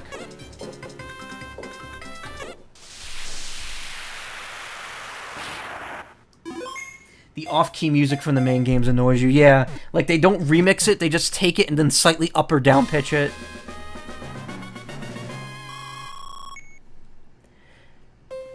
It's weird, because, especially in contrast to the original Pinball, where all the music was just completely redone. But then again, that was Game Boy Color, and Game Boy Color, if I'm not mistaken, couldn't really sample very well. Or at all. Game Boy Advance actually, like, has samples and stuff, so it works a little differently.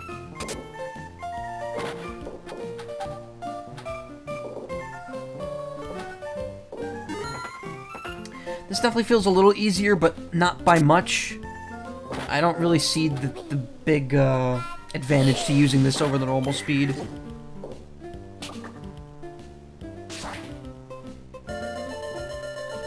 It was quick.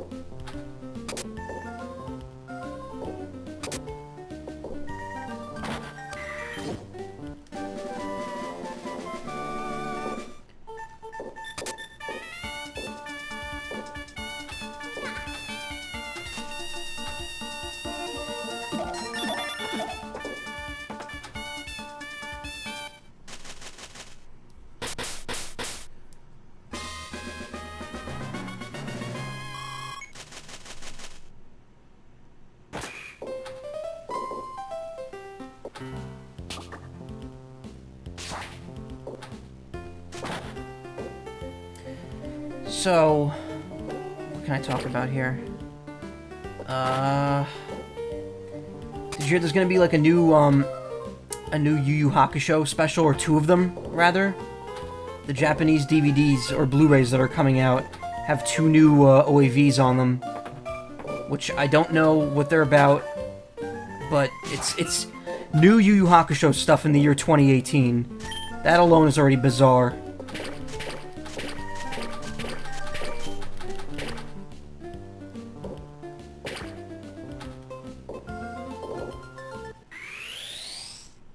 I love the Yu Yu Hakusho. I'm really hoping that there's a way I could view those OAVs, because I would love to see them.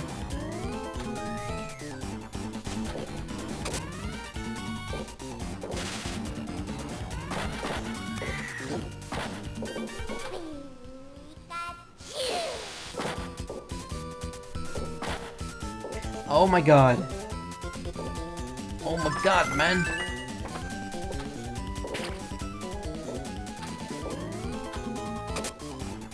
Okay, really? Game's just trolling me at this point.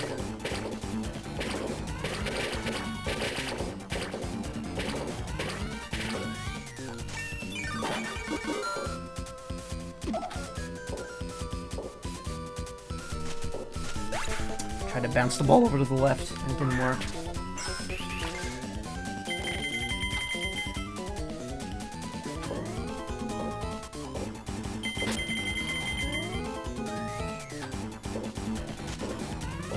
Yeah, the names of the specials are out. I know that. And there's some, like, key art for them. Okay, this should be easy, because I kept hitting it in the Pokemon art before I had it open. I kept electrocuting myself. So this should be easy for me to get this. I shouldn't be missing this.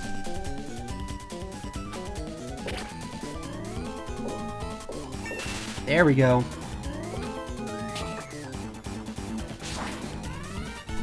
First one is called Two Shots, based on the short story of how he and Kurama met. That was in the manga. Not sure about the other one. Oh, that's cool. So they're at least fleshing it out a bit more. I like Yu Yu Hakusho a lot. Yu Yu Hakusho didn't have a lot of filler in it, and that's what made it really nice. It was short and to the point.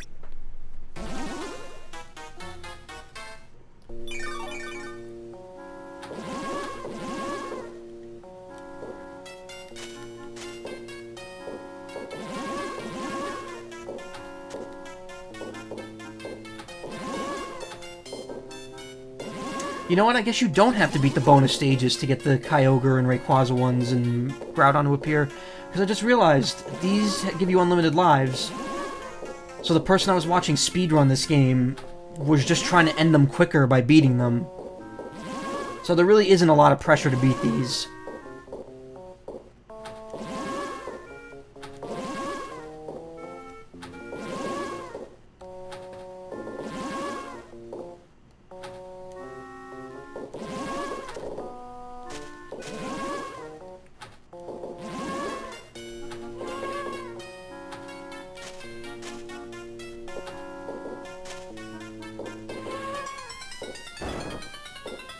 It's like the original. Amazing. Yeah. Oh, they kept the art style. Yeah, they did.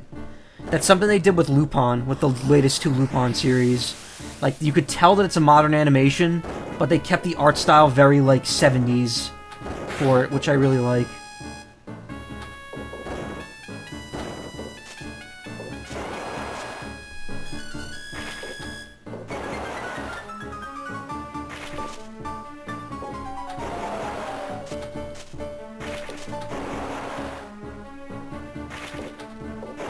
Okay.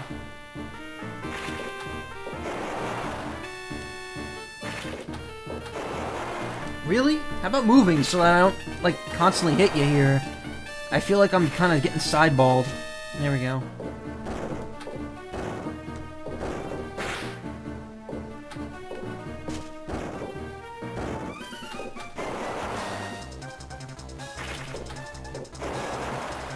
See, my only gripe is that if they were ever to be dubbed, you know that the original cast would not come back for that. Or, I don't know. I don't know how many of the original cast are even still, you know, active.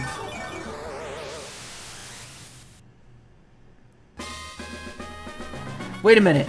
Did I actually win and lose at the same time? Because it played the lost music, but I got the bonus stage clear. I beat it with, like, less than 1 second left. That's amazing. I was like, oh, I lost. It's like, nope, no, you didn't.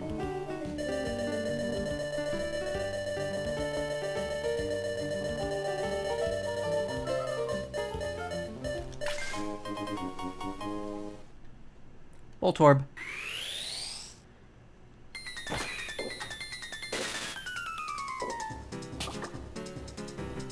Yeah, I cheesed it. Well, no, I don't think it's necessarily that, like, they won't be able to get them. I don't know if how many of them are still, you know, voice actors. That's the thing. I mean, I know, obviously, Hiei's voice actor is still around. He still does things regularly. I don't know about Kurama's. Yusuke's, I don't hear in anything anymore. I don't know if he's still acting.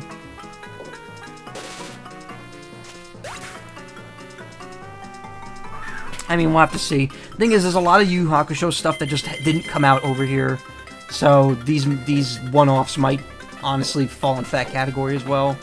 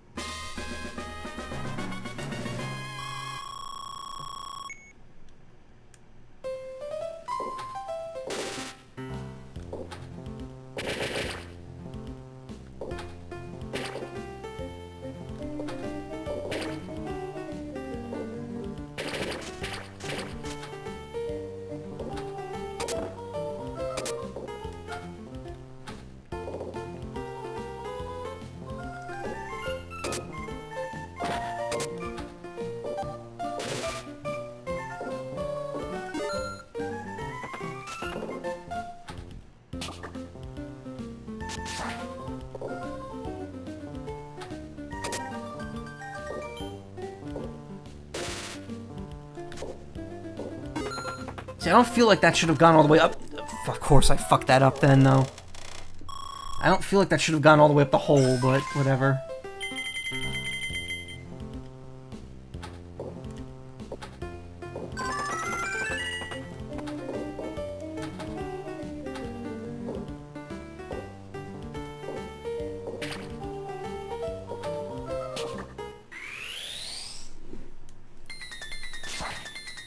Jigglypuff.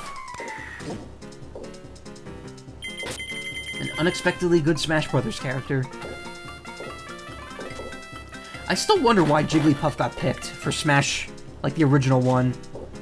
Like, I get that they kept Jigglypuff around because, you know, at that point, they were like a main character. But it's still weird that they got into Smash 64 in the first place.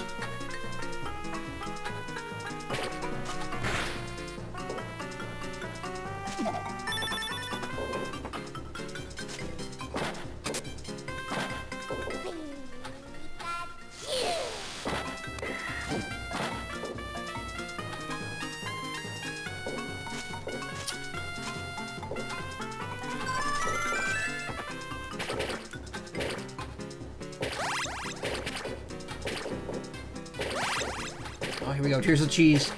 One more, one more. Yeah, we got the Master Ball.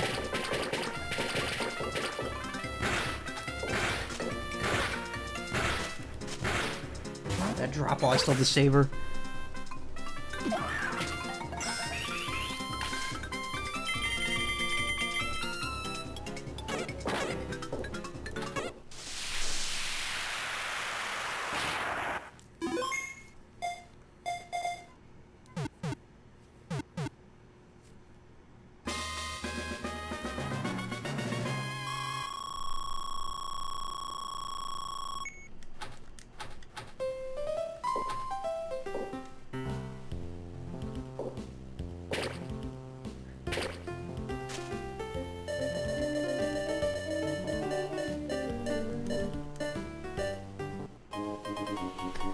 Oh shit, we got double Pika. In the original Pokemon Pinball, it was just Pikachu on both of them, and it would just, like, rapidly flash between the two lanes. That's also because, again, Gen 1, there was no Pichu yet.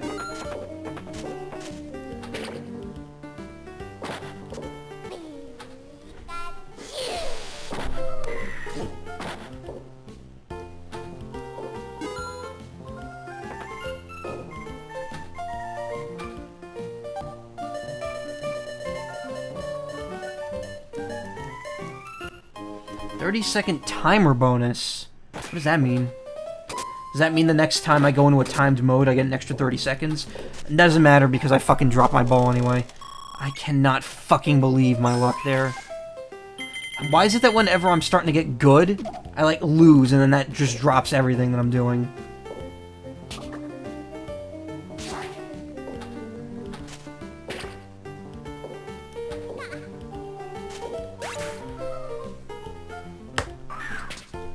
And I'm playing, like, this is slow, too, so there you go.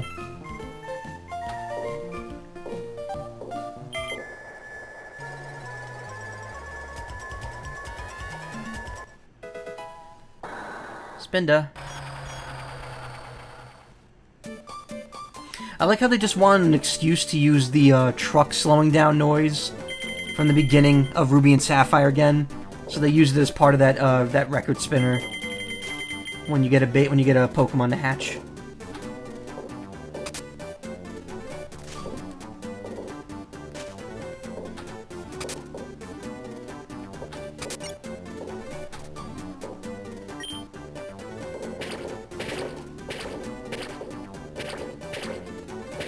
Okay. Okay.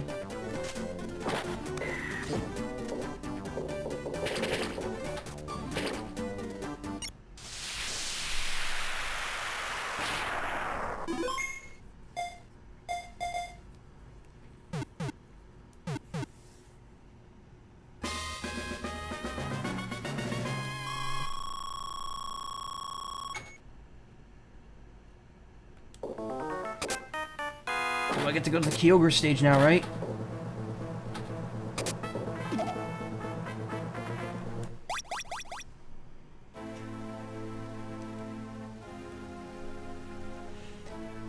Here comes the blue child. Red boy and blue child. Yep, I have 3 and 30 seconds now.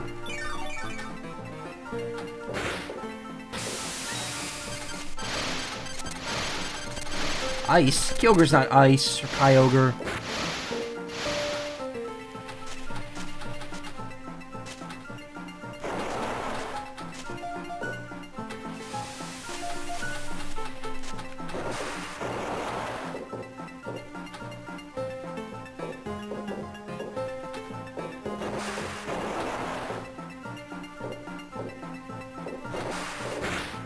The best one? I think... No... I disagree with that. Because here's the thing. Primal Kyogre makes it so that it's raining. Always. Which means that it's amplifying its one major weakness of electricity. Because thunder will always hit it. Meanwhile, Groudon completely nullifies the element that he's weak against, or it's weak against, rather, with its special ability when it's primal. So, in terms of the primal forms, I think Groudon is better. Just by virtue of having the ability that, like, better covers its weakness.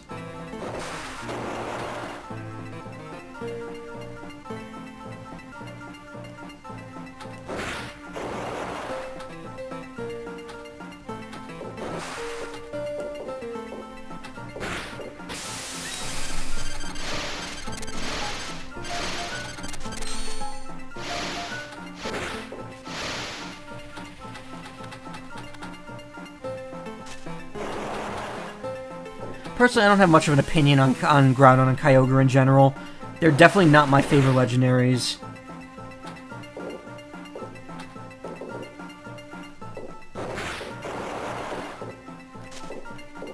if I had to choose, in fact, most of the legendaries from Gen 3 are not really that great in my opinion. Jirachi, which is a mythical, and Rayquaza are probably my two favorites from that gen.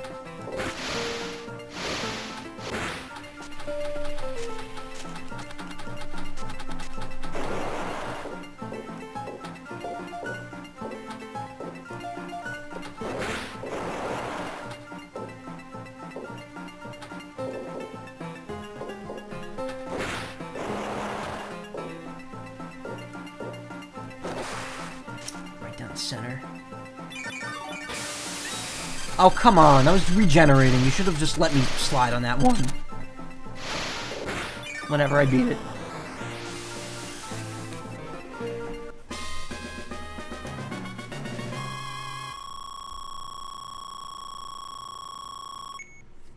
Well, I've beaten all of them now except Rayquaza.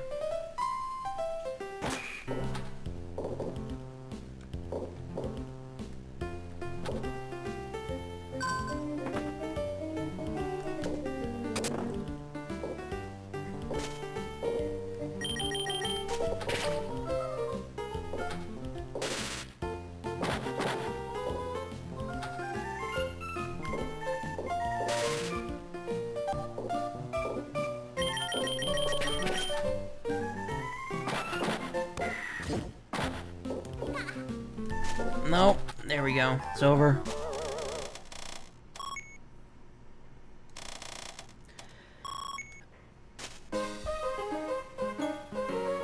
I mean, my favorite legendary of all time is always going to be Zapdos, which, again, kind of sucks because the legendary birds and the legendary whatever they are in Gen 2, are never too powerful enough to be considered not tournament legal.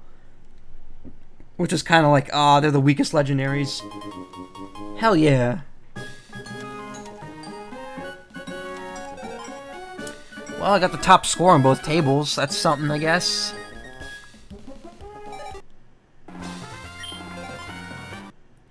Caught 24. So I played an hour on both tables. The question is, what do I do now? Because I still have another hour of stream to fill. And I don't really want to switch to anything else. Maybe I'll go back to red table for a bit. And I'll do slow ball speed on that.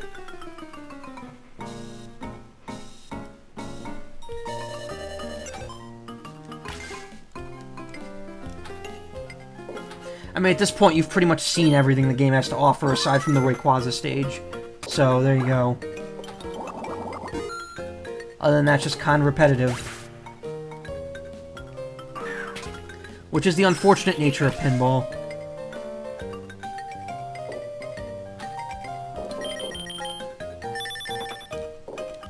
It's also pretty pricey for what... I mean, when you consider how pinball games are handled nowadays on like stuff like Steam and on the Switch, where you can get like a free interface and then just pay like a couple bucks for each table, it definitely feels like you're getting less game out of this overall. I feel like a Pokemon pinball game nowadays wouldn't hold up very well, just because like you could go on to the Switch, pay 30 bucks and get like 8 pinball tables, like officially licensed ones.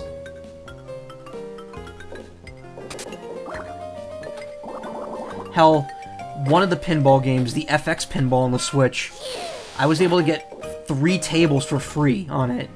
That's more than a single Pokemon pinball game has in it.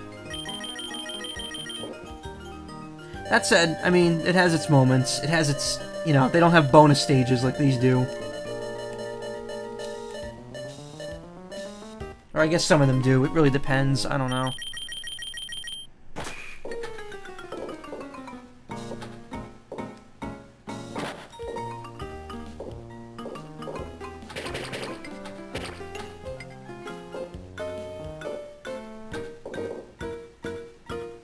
I definitely feel like the slow ball speed is definitely, it's like, it feels like more like this is what it's supposed to be. It doesn't feel like the normal ball speed is supposed to be as fast as it is.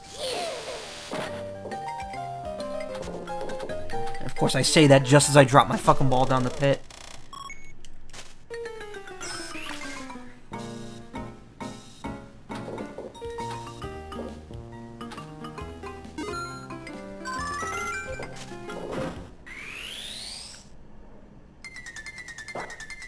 Magnemite.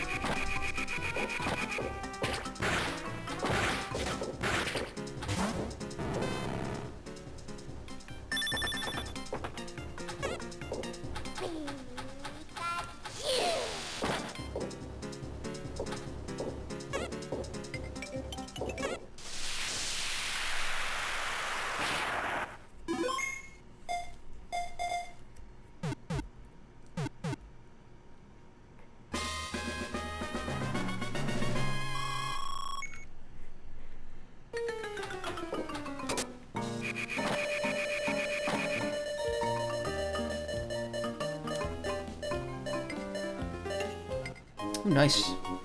The new Gen 8 Pokemon will be here in 3 months. Well, one of them will. Another Voltorb. I already have one.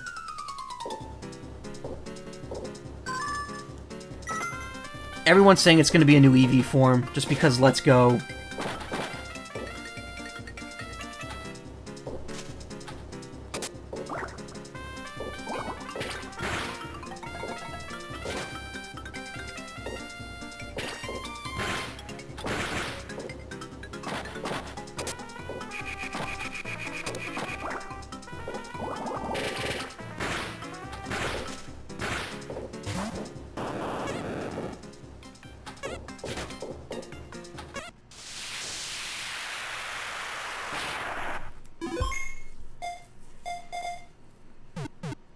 If it's a new EV form, I think it's either going to be normal type or dragon type. If it's not, then I have no clue.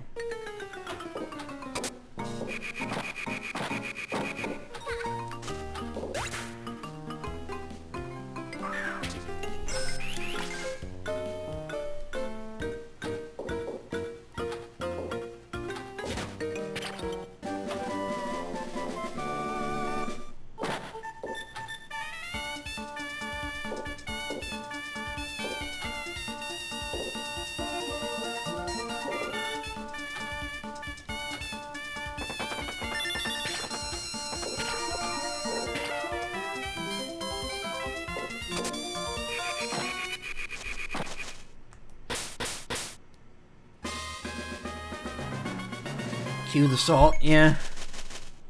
I don't know. I know we're gonna have to wait a while for Gen 8. They've confirmed that Gen 8 will be late 2019, not second half of 2019, which probably means like, you know, November, December, just like every Pokemon game, really.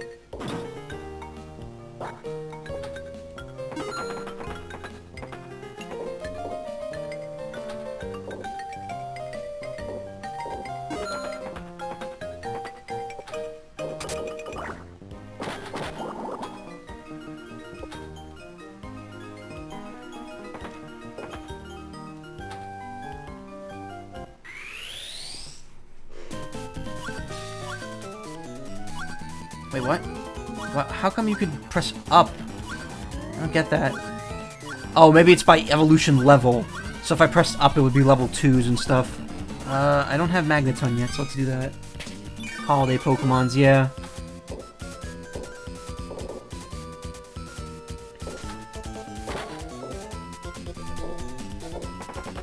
You know why I think Let's Go is happening this year? Because they didn't want to release at the same time as Smash. That's why they're doing the Let's Go games, because, let's be honest, the Let's Go game is definitely more for the casual audience.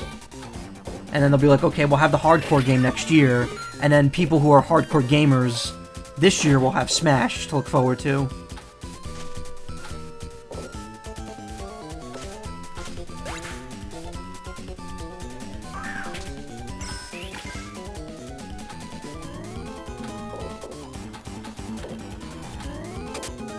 I hate when it's in that row.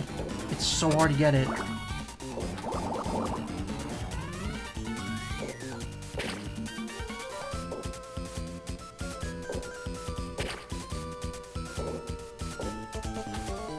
Also, I noticed with slow ball speed on, you get notified a lot earlier when that saver is gonna run out. With the normal ball speed, it's like with 3 seconds left. Casual.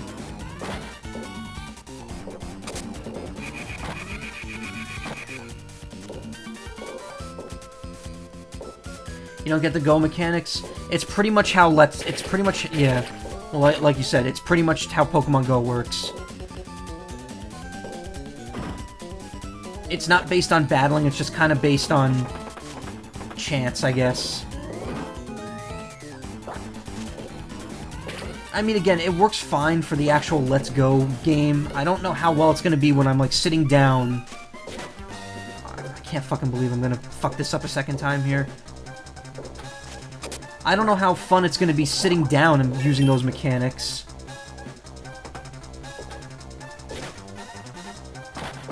Oh, come the fuck on!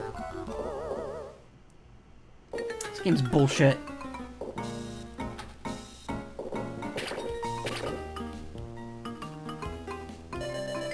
It gives it to me at the last second and then doesn't let me get the hole.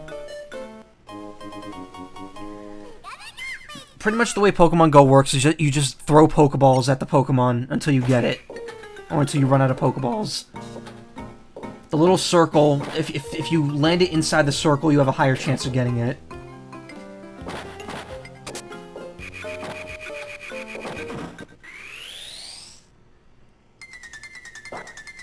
That's really it. And then instead of using XP to evolve, you get Candy to evolve instead. Though Let's Go seems to go back to using experience. It doesn't seem to rely on Candy to be, like, the only factor.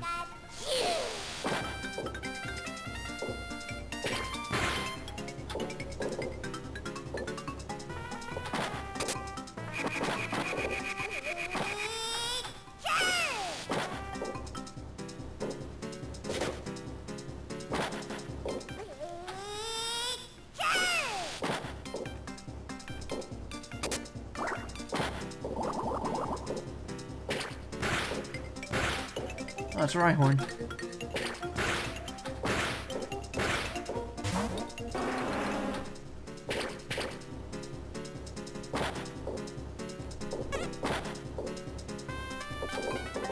Oh god, why is it getting so choppy? I hate my computer's just getting that way.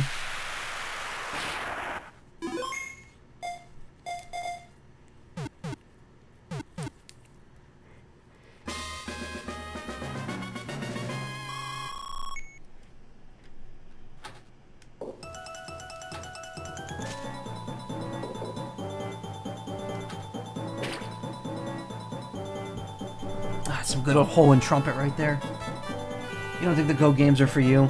Yeah, I don't think a lot of people are gonna like them. I think that a lot of the hardcore players are gonna be annoyed with it.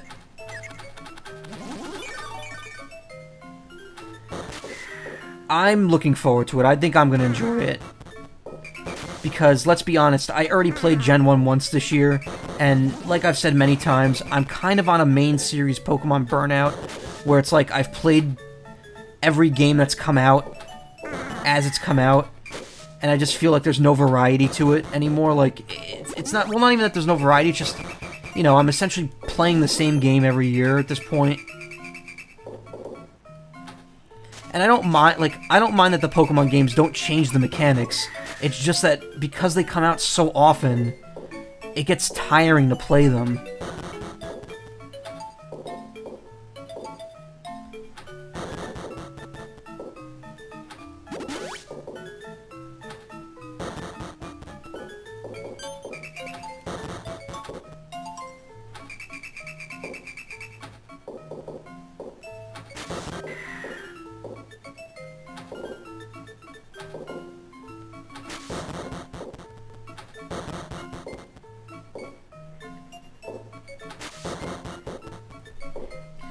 And I mean, like, I felt that way at by the time Omega Ruby and Alpha Sapphire came out, I felt that way about the games because it was like, there was a game every year since 2010, and that was what, like 2014? That was 5 years worth of games that I played, and I was just like, I'm tired of this. And thankfully there was a break between Gen 6 and Gen 7.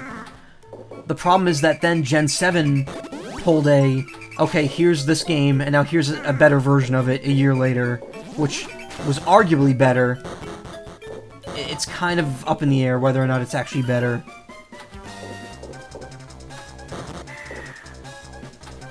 But it was pretty much the same game a second time, so I really didn't feel the point of playing it, and I did it anyway.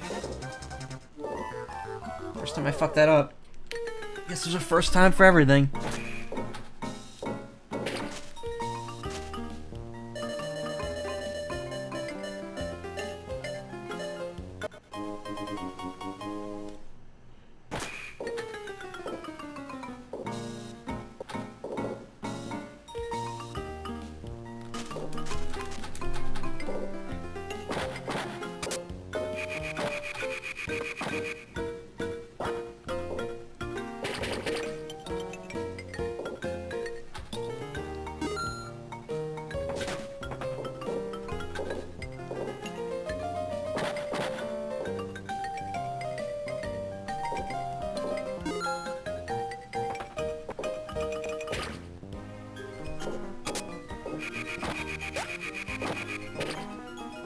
I hit the Nuzleaf, but nothing happened.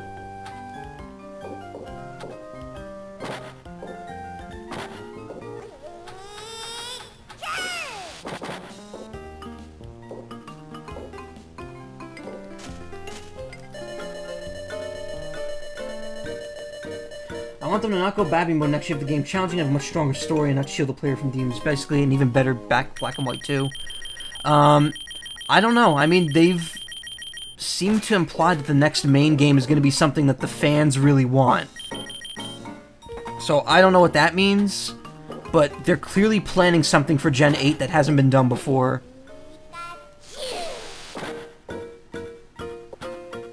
Because God knows they don't think of the fans when they're making those games. I don't know. We'll see what happens.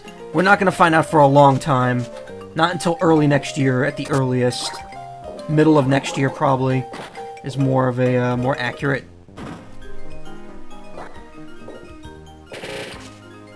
And then it's going to be a long-ass wait for the games themselves to come out.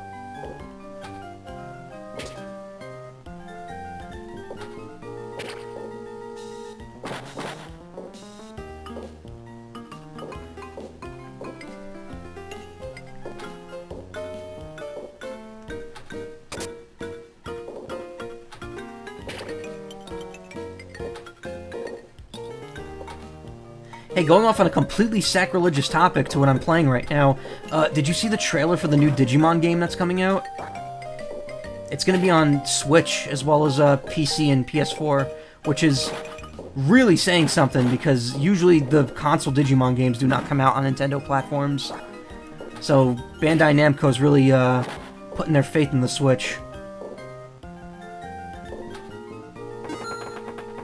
It looks really good if you have not seen the teaser for it.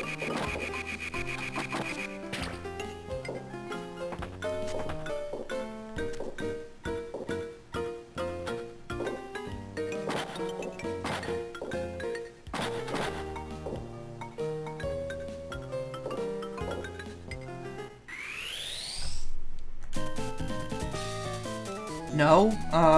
Let me see. I'm not going to pull up the trailer, but... Hold on.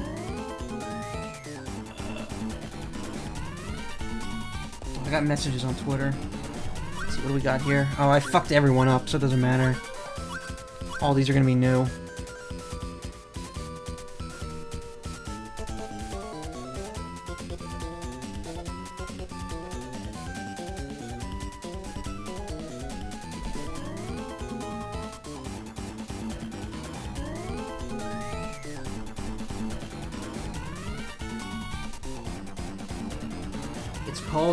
It's called Digimon Survive. Not to be confused with Metal Gear Survive, which, you know, we don't talk about Metal Gear Survive. But yeah, it's gonna be on, like, all the major platforms, including Switch, which is pretty impressive, because the game looks really good from the short amount of footage there is.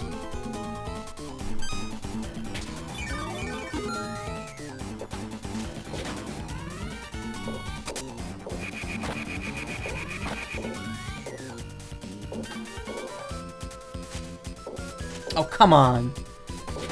I feel like this game goes out of its way to just make me feel bad.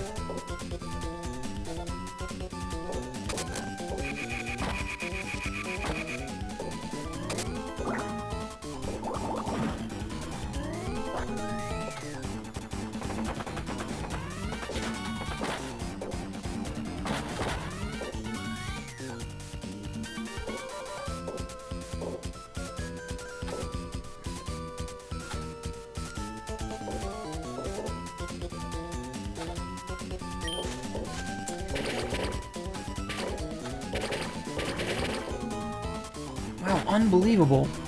This game is just not fun. No, it's fun. It's just not fair. Like that, right there. That was bullshit. And then the fact that the saver runs out the moment that I land down there is just like the game telling you, you suck ass, stop trying. This board is just garbage.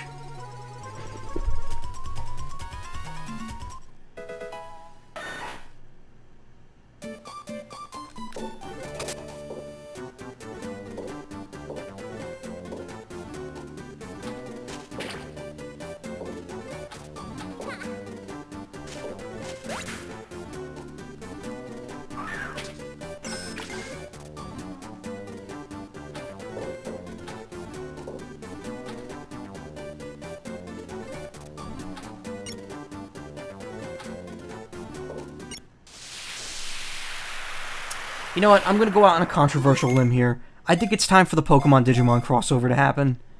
Bandai Namco is super chummy with Nintendo now. It could easily happen.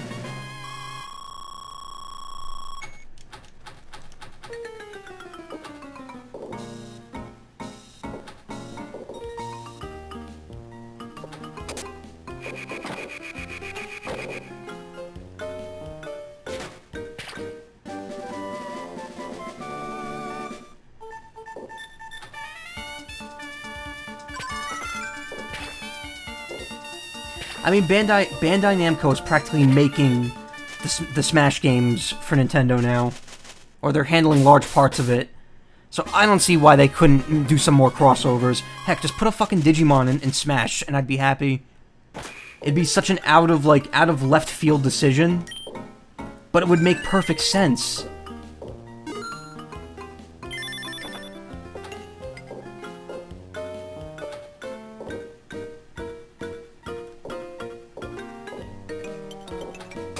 I mean, I know there's probably anime rights, too. Because, let's be honest, if Namco had free reign to put anyone in Smash, they would be putting Goku in first. Since they also make a large majority of the, Dragon Ball games as well. Another Shelgon, really? You would think that thing would be rare. How would that work? I don't know.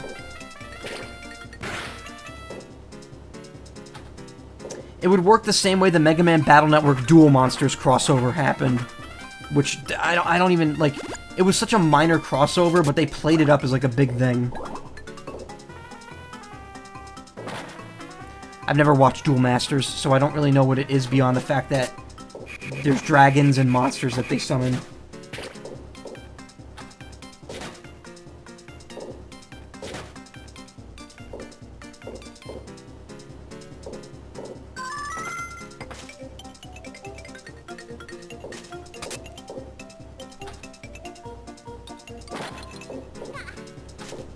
I think I'm just gonna keep my opinion that this board's a mess.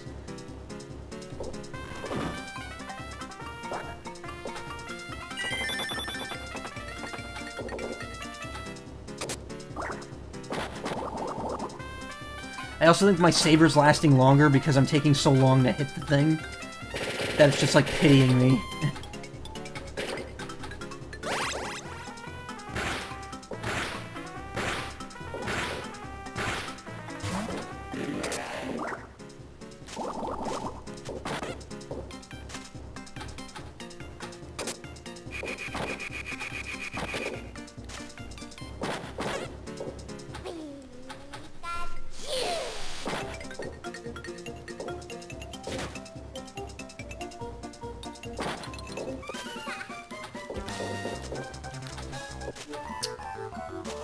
That is such bullshit. One is real and the other's data kind of real. I mean, you could have it so it's like... I don't know. It's non-canon.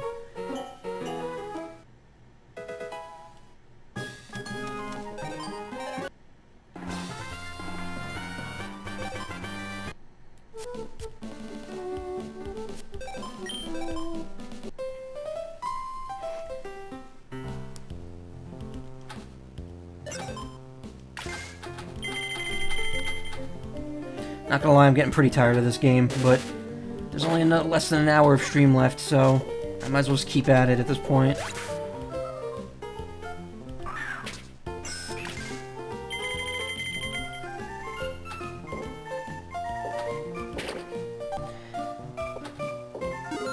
I mean, if you really wanted to make it, like, true to both series, you could have it so that, like, you know, you're doing stuff in the real world and you have a team of Pokemon.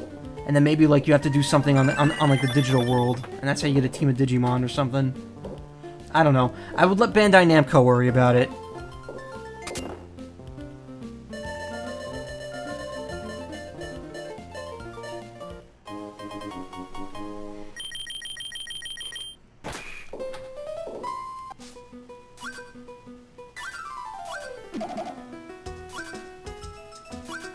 Oh, I was wondering what that was. There was the sea dots. I'm like, what was that noise?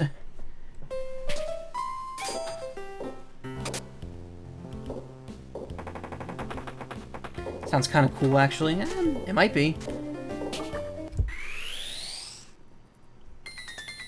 I mean, then again, I don't know, because I haven't played Cyber Sleuth, but that game was pretty cool. It had, that had a digital world. The new one, the one that I just mentioned before, Survive, for the, all the systems, that seems to be more based in the real world. So I don't know how that works. There's also going to be a new Digimon movie soon, too. Or not soon, but next year, I think. It's going to take place after Tri, and it's going to be like 5 years later, I believe. Like, the characters are apparently in their 20s.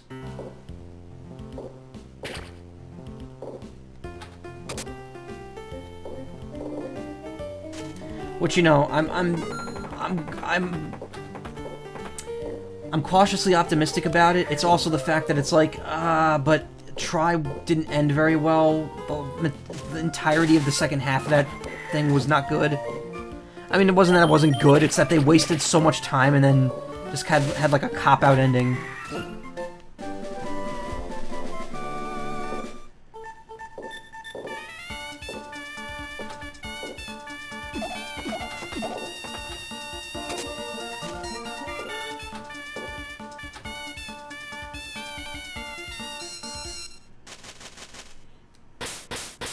Where were the O2 crew? Did you ever see the end of Tri?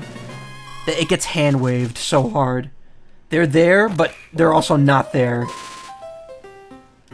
And I can't help but feel like they did that on purpose to build up for something else, but now we're getting like this movie that's 5 years later, so... It's a bitch.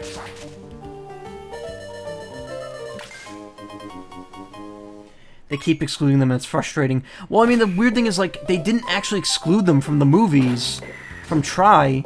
It's just that they hand-wave it so hard, it's not worth it. Wait, what the hell? Oh, I got it the other bonus stage. Or not.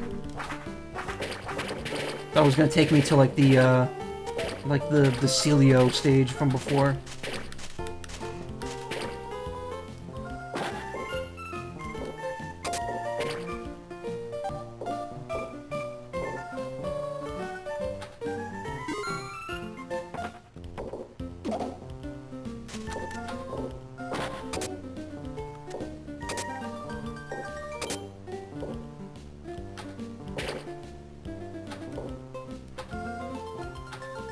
Well, I don't know about the movie. I don't know what's going on with the movie at all. They just revealed Matt or Yamato and Tai's designs for the new movie, where they're now 22 instead of however old they are during Tri.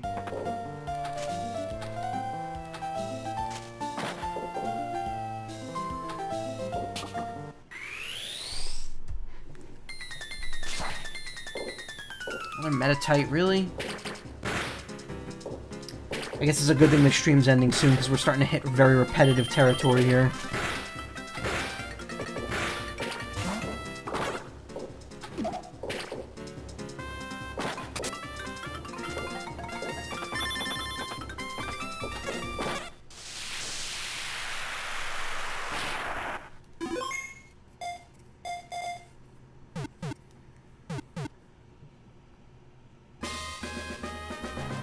The problem is, it wasn't even the thing with the O2 kids. And again, I find it funny that now I've turned this into like a Digimon conversation when I'm playing a Pokemon game.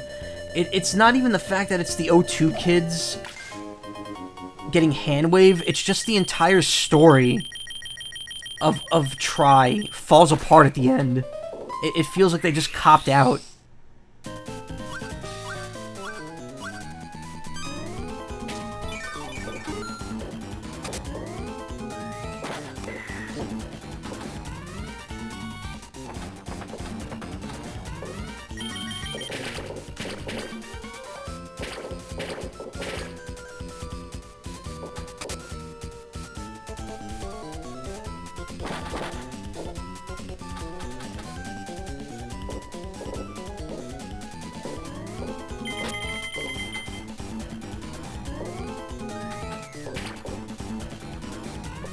Wow, I cannot imagine trying to go for 100% in this game. It's so frustrating. Compared to the original Pokemon Pinball.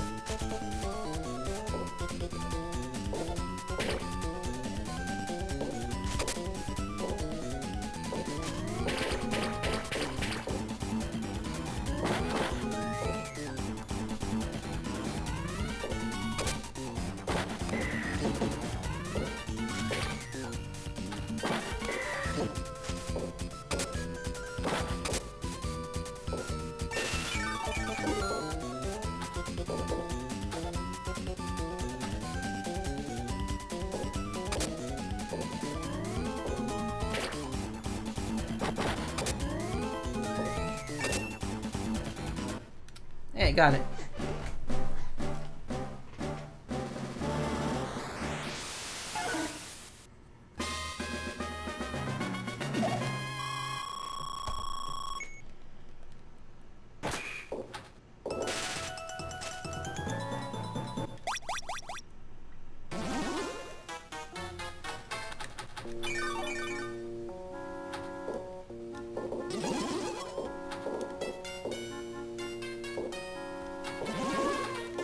Once I got Jirachi, you called it a day with this game.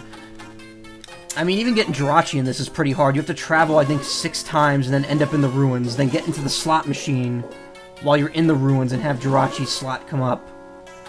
Which means probably getting the slot like 3 or 4 times while you're in the ruins.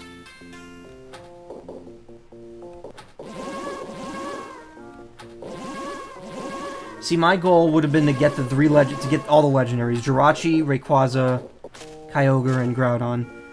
And I know that the Latios, and the Regis are in the game as well, but I think you just catch them normally. I don't think you catch them in a special way.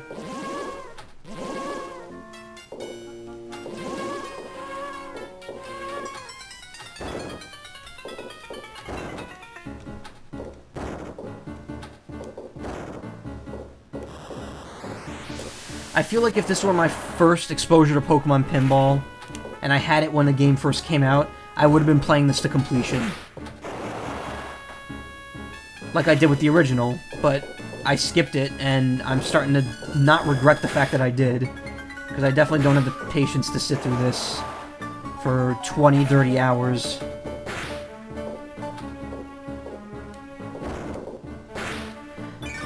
The biggest problem with pinball games in general is that, like, you know, you fuck up when you're like knees deep into like a good run, and then that's it. You've lost. It's over.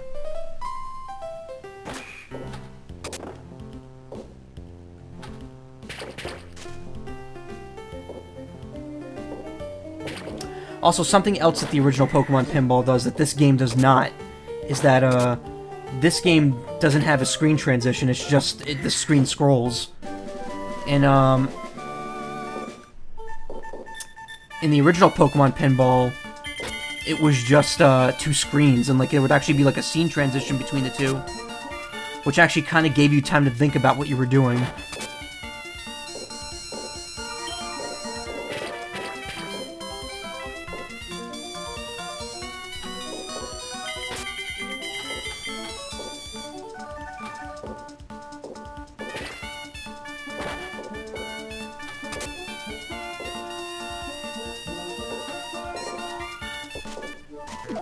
And I didn't even travel. Cool.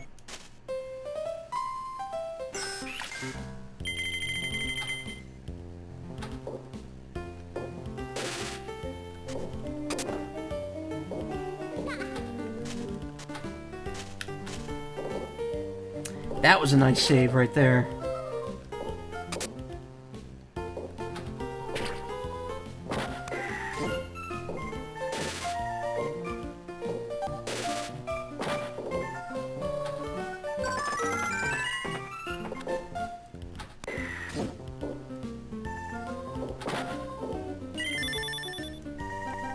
The game doesn't scroll text on the bottom either. Oh, that's right.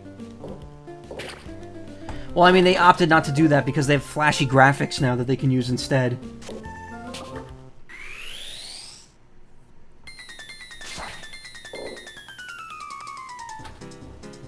What is that?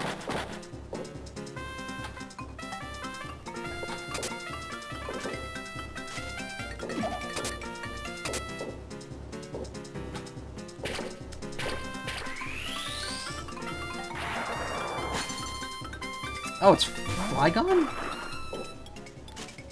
Or no, that's Vibrava. Flygon is the big one.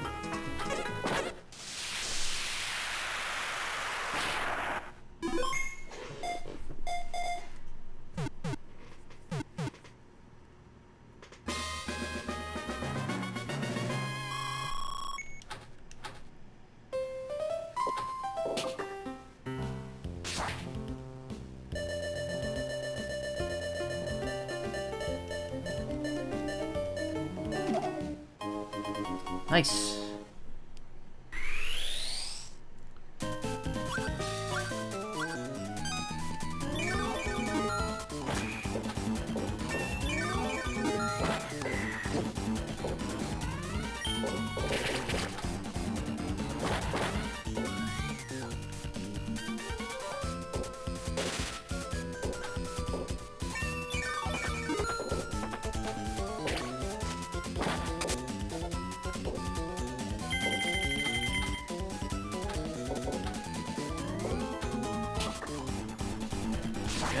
No. Oh, come on, really? God, the worst thing about pinball, shooting straight up. Oh my god, the frame rate's so choppy. I can't tell what I'm doing.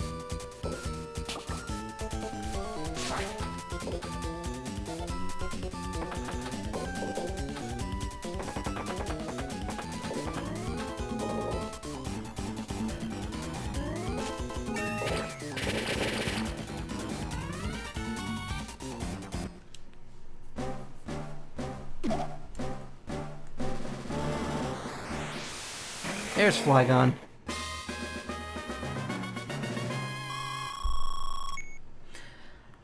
I wasn't aware of how popular Flygon was. It is a pretty popular Pokemon, though.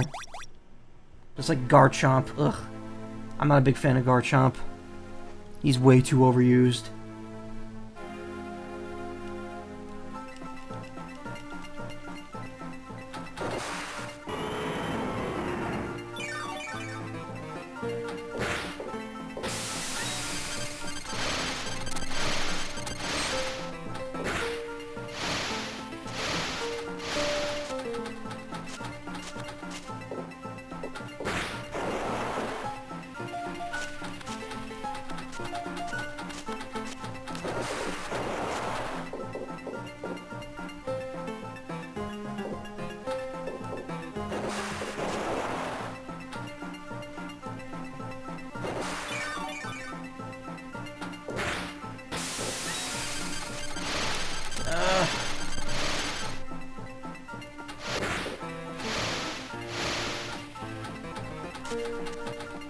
This stage definitely feels more like, well, I don't know, I guess the Groudon stage was equally as, bad with that.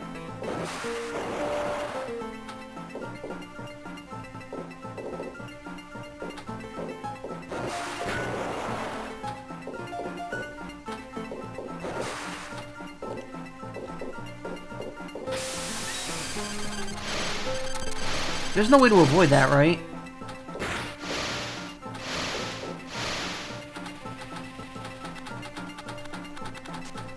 I feel like it's a lot... here's what I feel like. I feel like it's a lot harder to cheese this stage than the Groudon stage. Because the Groudon stage, you could just, like, wedge the ball between him and a pillar or something.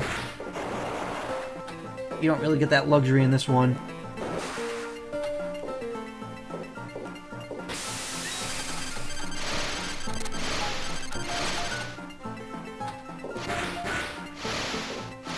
Like, that right there was probably as much cheese as I'm getting from this.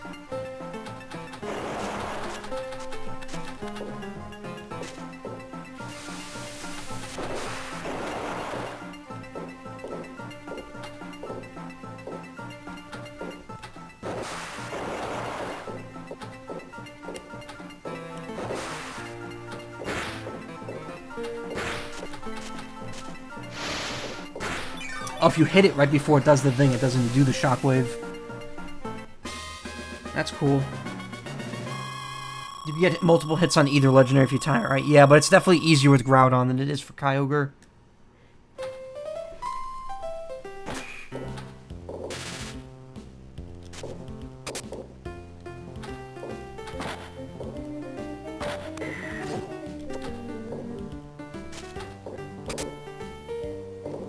I mean, I am getting better. I'm gradually fucking up less and getting a little further each time. Unless I have just a bad run from the start.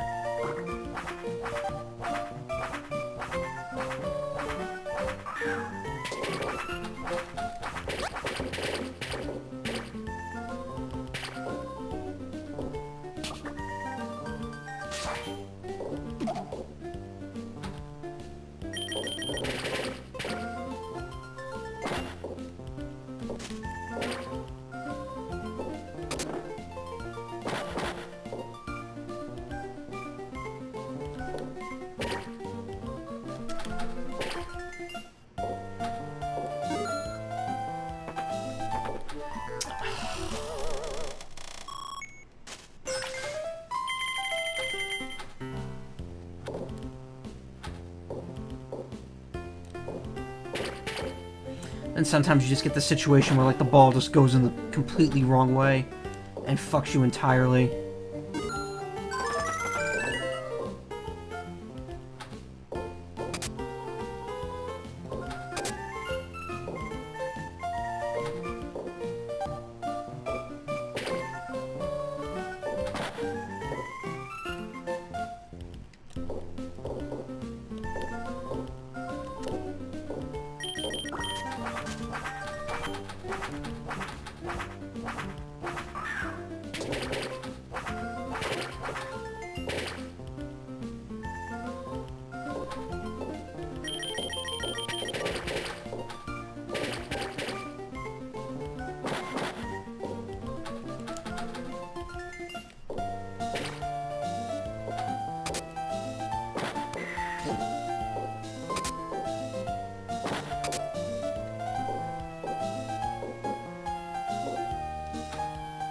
That background note for that for the song is like very off key.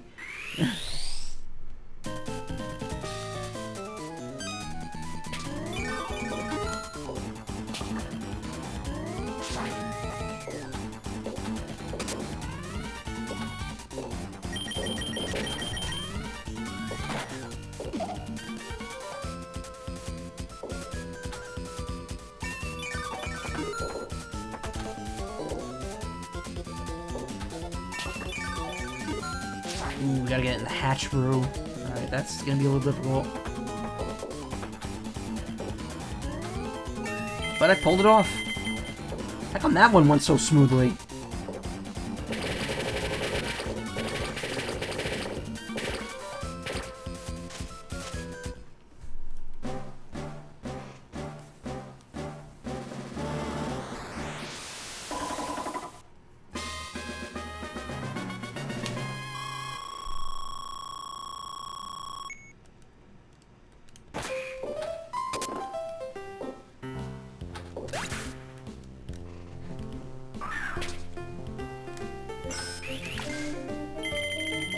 All things considered, this is probably my highest scoring run so far. I've got 150 million almost.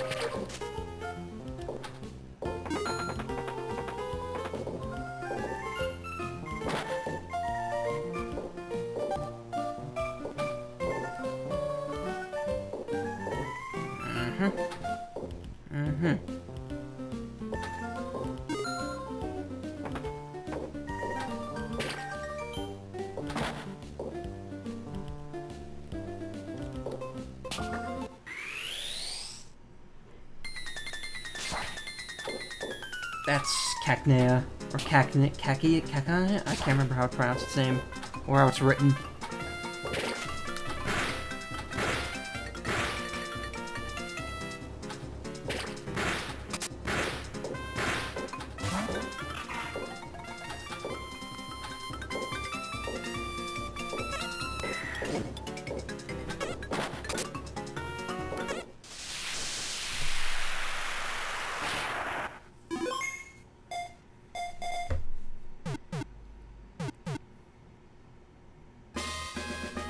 Cacnea. Or Cacnea? I don't know. Oh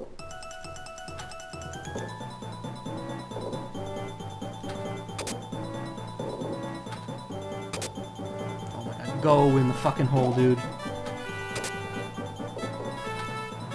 Oh, really? You gonna do this to me? There we go.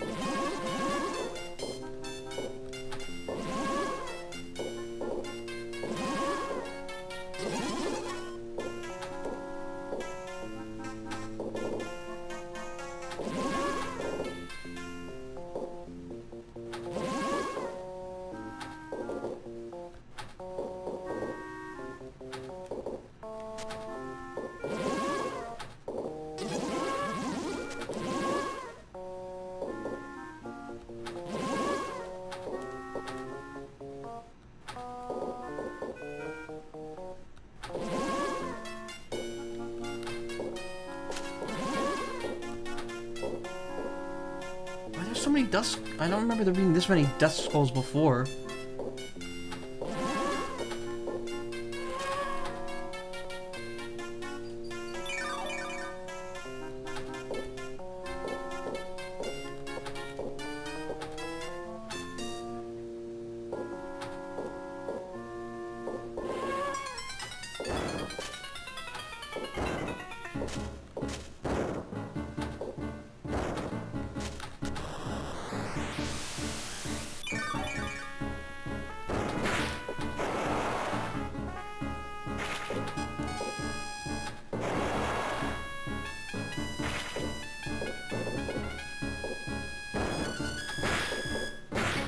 Ooh, nice. The double.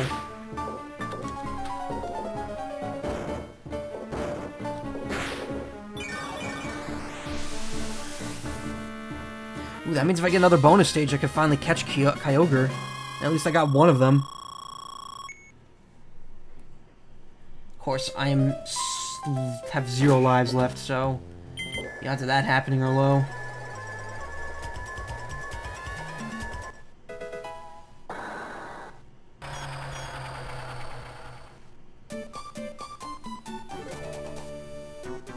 Trapinch. I have a shiny one of those that I got in Ultra Sun and Ultra Moon.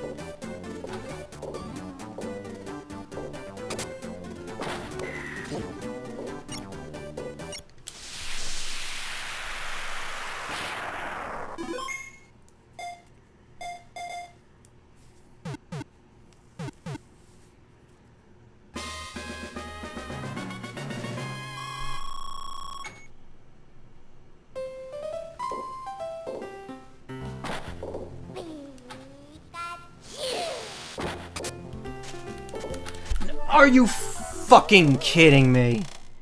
Wow. After all that trouble I went through, it ends like that. This game is really a fucking pain in the ass. Holy shit. I was actually one bonus stage away from getting a legendary, and it just fucked me like that. I caught 32. That's not too bad. I guess we have time for one more run.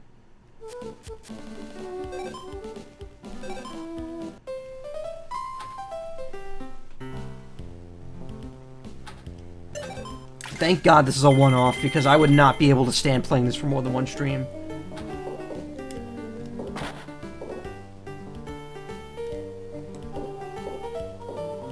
This game, like, cheated me in the worst way possible.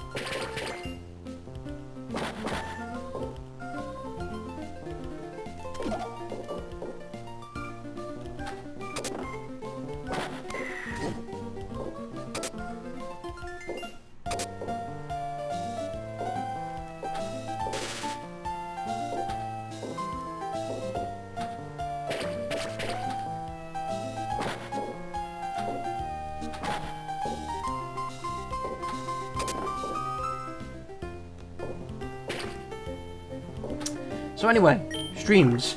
I have them planned out for the most part for the next few months. There's a couple of spots I'm gonna need to fill, like the latter half of August.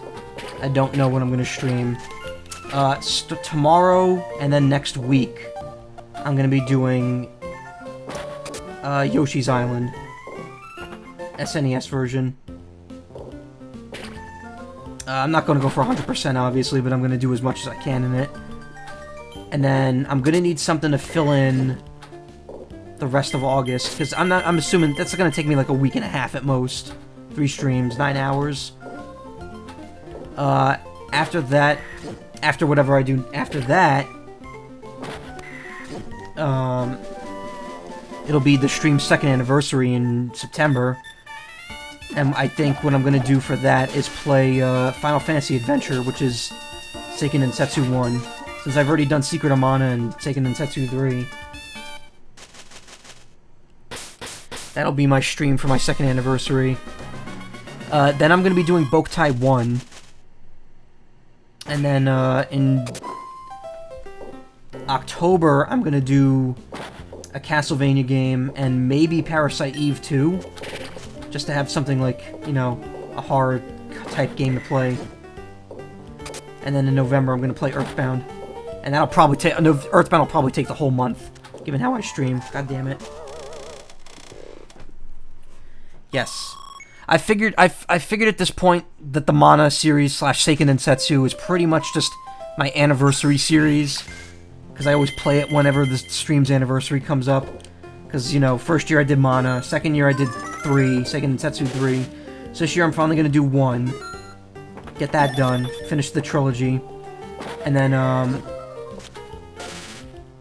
I'm thinking next year, if I'm still streaming by then, I'll do the PlayStation 1 Legend of Mana, which some people have told me that one's pretty good. And then the year after that, I'll do Sword of Mana, which is the remake of 1. On the Game Boy Advance, rather. And then after that, I either have to have a better computer or I can't continue streaming Mana games.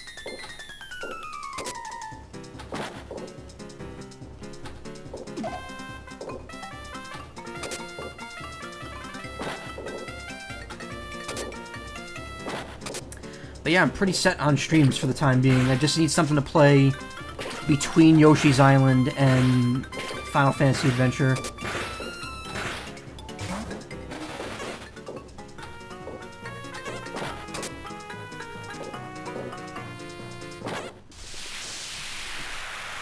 Which will be about, I believe, 6 streams? Because it's 2 this week, 2 next week, and then I have 3 weeks to fill.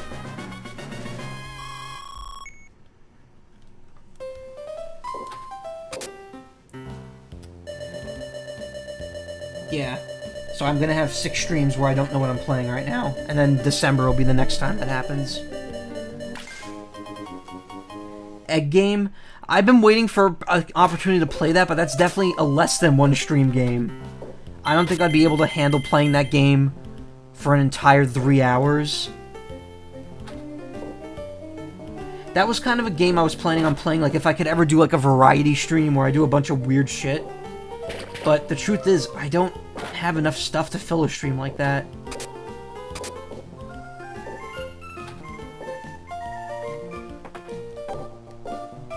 And I'm gonna be honest, I was kind of holding out hope that, like, that would be the game I stream when I have, like, a lot of viewers.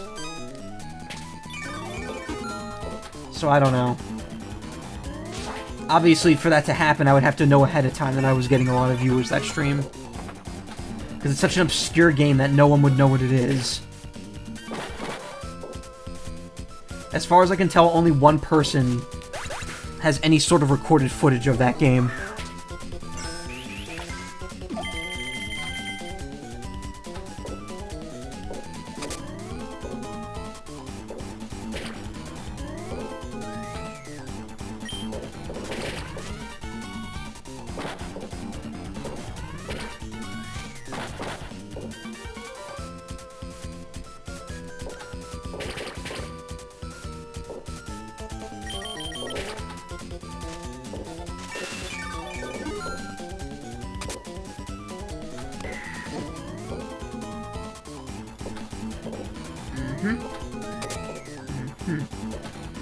Uh-huh.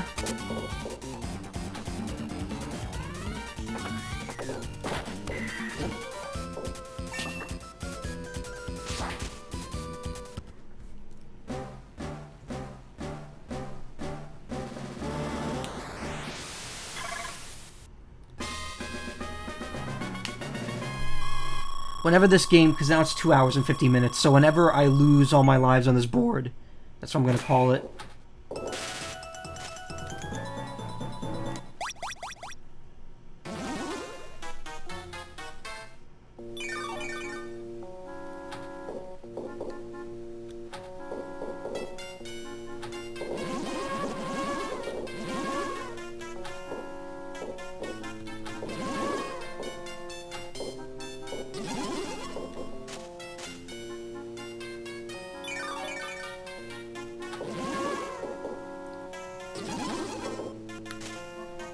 I felt like that could have been the perfect shot if I hadn't missed that one, if that one hadn't disappeared.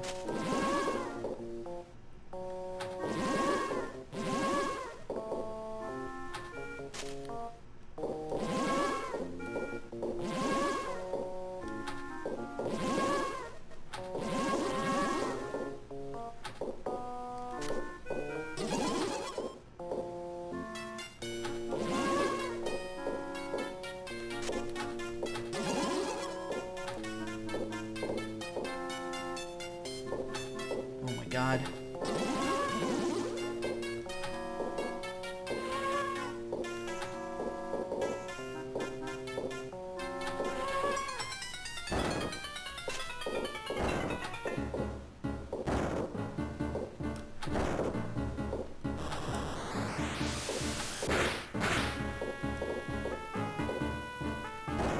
This music's like a bootleg version of the Reggie's theme, yeah.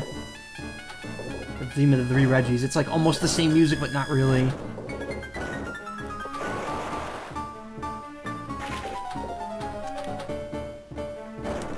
You know what other game does that kind of weird remixy, but not really with the GBA music? The Sonic Pinball game. The Sonic Pinball game, like, remixes music from Sonic Advance 1, but it, like, does it in, like, a weird way where it doesn't sound proper. It, like, sounds, like, very uncanny, but, like, close to it.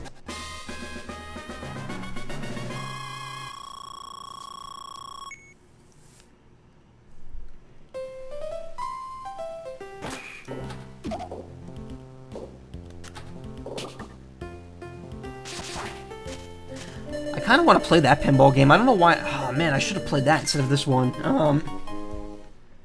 Because the Sonic pinball game on the Game Boy Advance has Knights, Burning Rangers, and Phantasy Star stuff in it.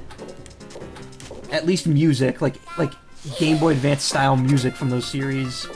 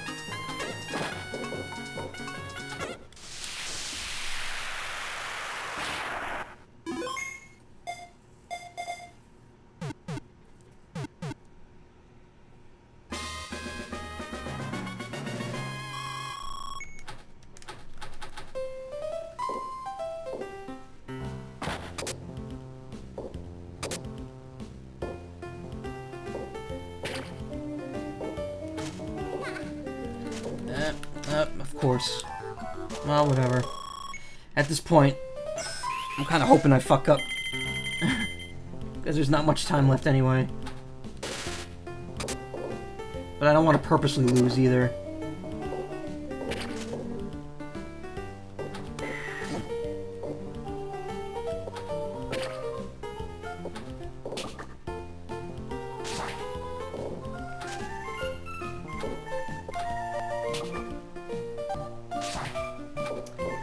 Maybe I'll do that stream. Oh yeah, that's a good idea. Maybe I could do that as another stream at some point. I'll do like a variety stream of pinball games.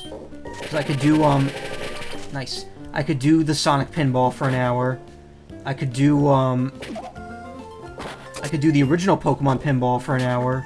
And then there's also the Robot Wars Pinball, which I've only played a little bit of it, but it's pretty neat, especially if you want to hear an 8-bit rendition of the Evangelion opening.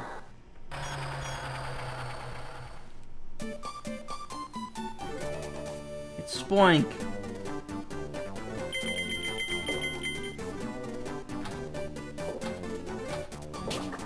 I like Spoink.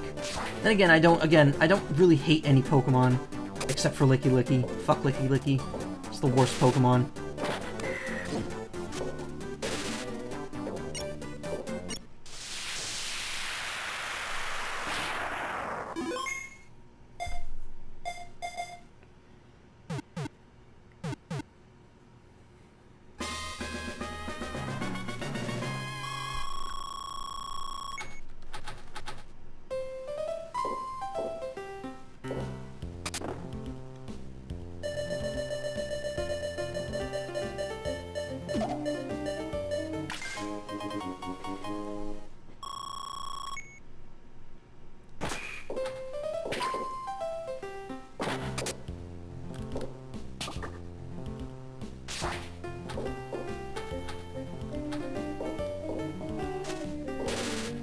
Honestly, this kind of reminds me of Mr. Driller, and the fact that, like, you have to be good enough to not lose lives at the beginning.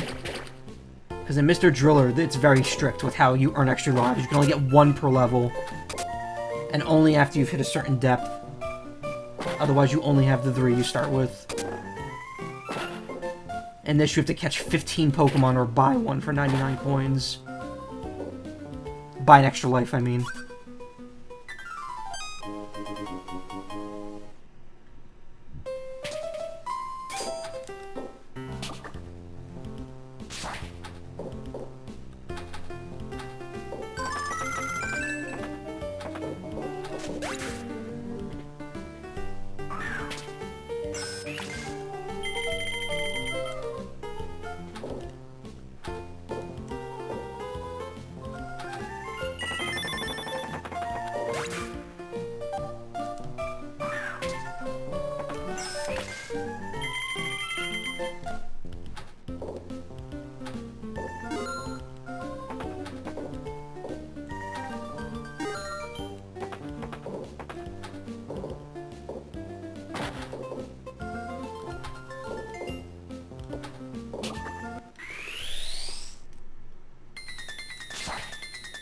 What's Rosalia?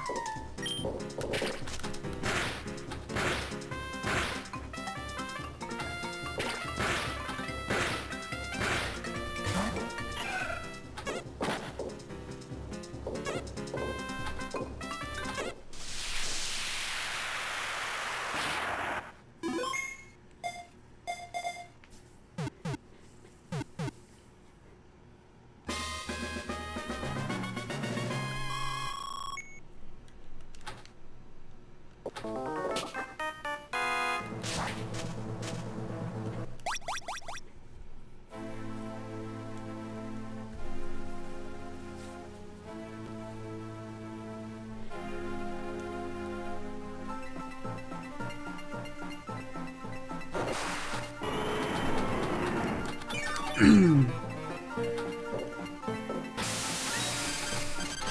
this is the worst part of the blue board, dealing with that move. Because Groudon's moves, like, they stop you, but they don't stop your ball from moving, like these do.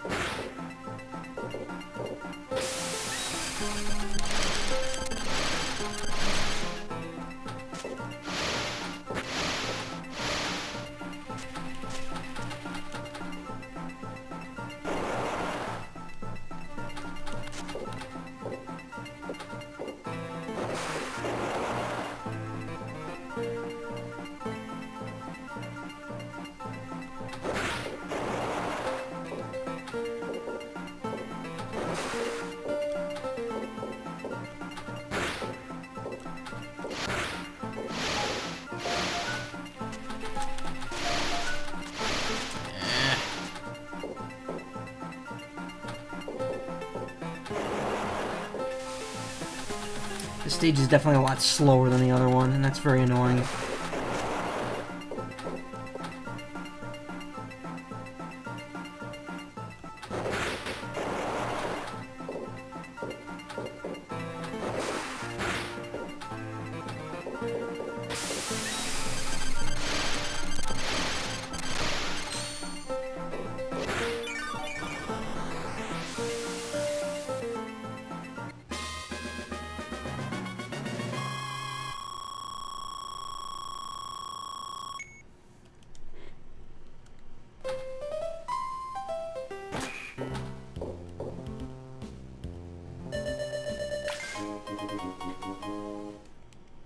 Bonus multiplier, +2.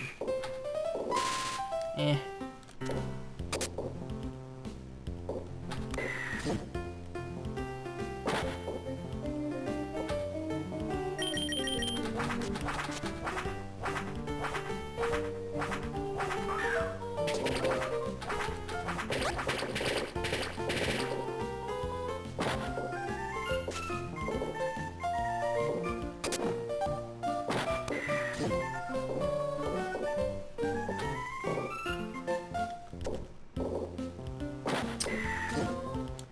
Again, the absolute frustration with trying to get it up any given lane.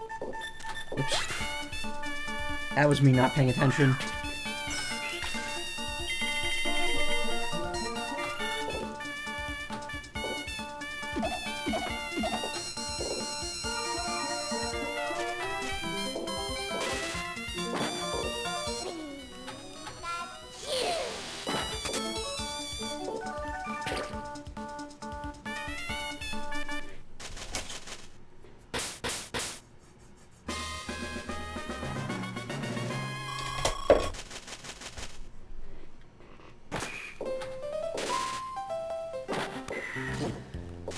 I think would have spruced this up a little bit, have different music for the different areas instead of just being board-based.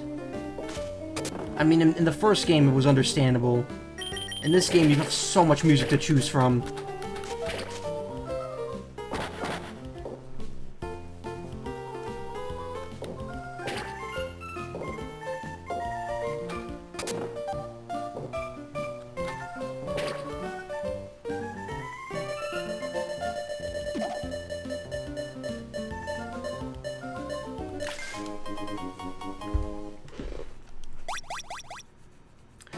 Whoop, whoop, whoop.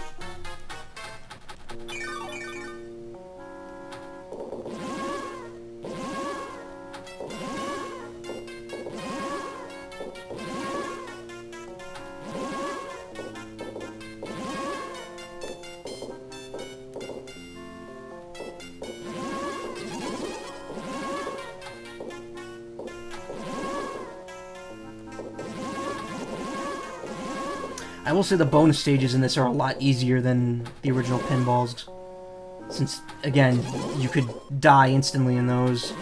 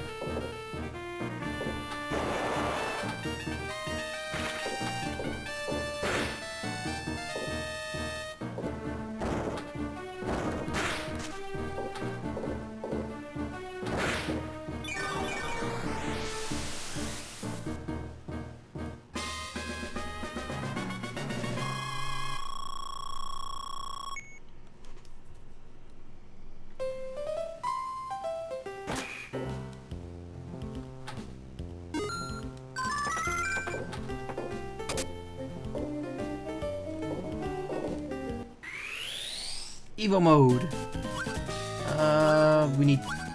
Still need Grumpig, so we'll get that.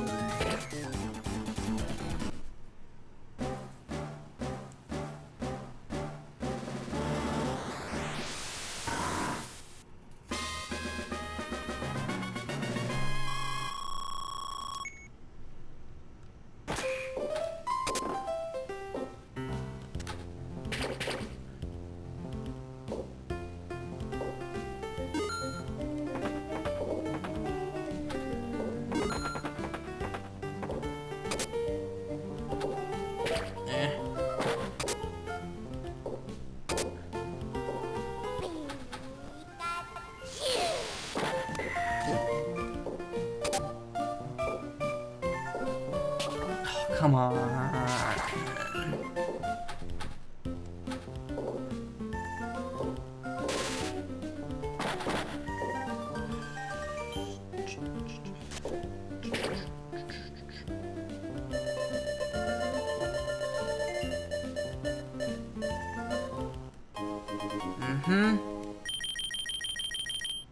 Useless. Oh my god, that's how it actually ended again. I was at the cusp of getting Kyogre, or Kyogre, and it fucked me again. Every time it fucked me. We're done. This game is over. We are absolutely 100% done. How many Pokemon did I get? 37. That's not too bad. That's 3/20ths? Well, no, round it up. So it's about 20% of the Pokemon in the game. That's not too bad. The game fucked me, but whatever. Whatever. Anyway, this was pretty fun. Thanks for coming. Thanks for contributing if you did. I saw that a few of you gave me bits, and again, I really appreciate it. I'm actually getting a payout from Twitch next month, so any bits or subs I get now will go into that when I get it, which is pretty cool. Anyway, that'll be it for tonight. Tomorrow I will start Yoshi's Island, and that'll probably be like 2 or 3 streams, and then I'll do something else for the rest of August, I don't know. Is there anyone I want to host tonight? My friend Daisy is streaming artwork, so I will host her. Alright, you guys have a great evening, and hopefully I will see you tomorrow. Good night.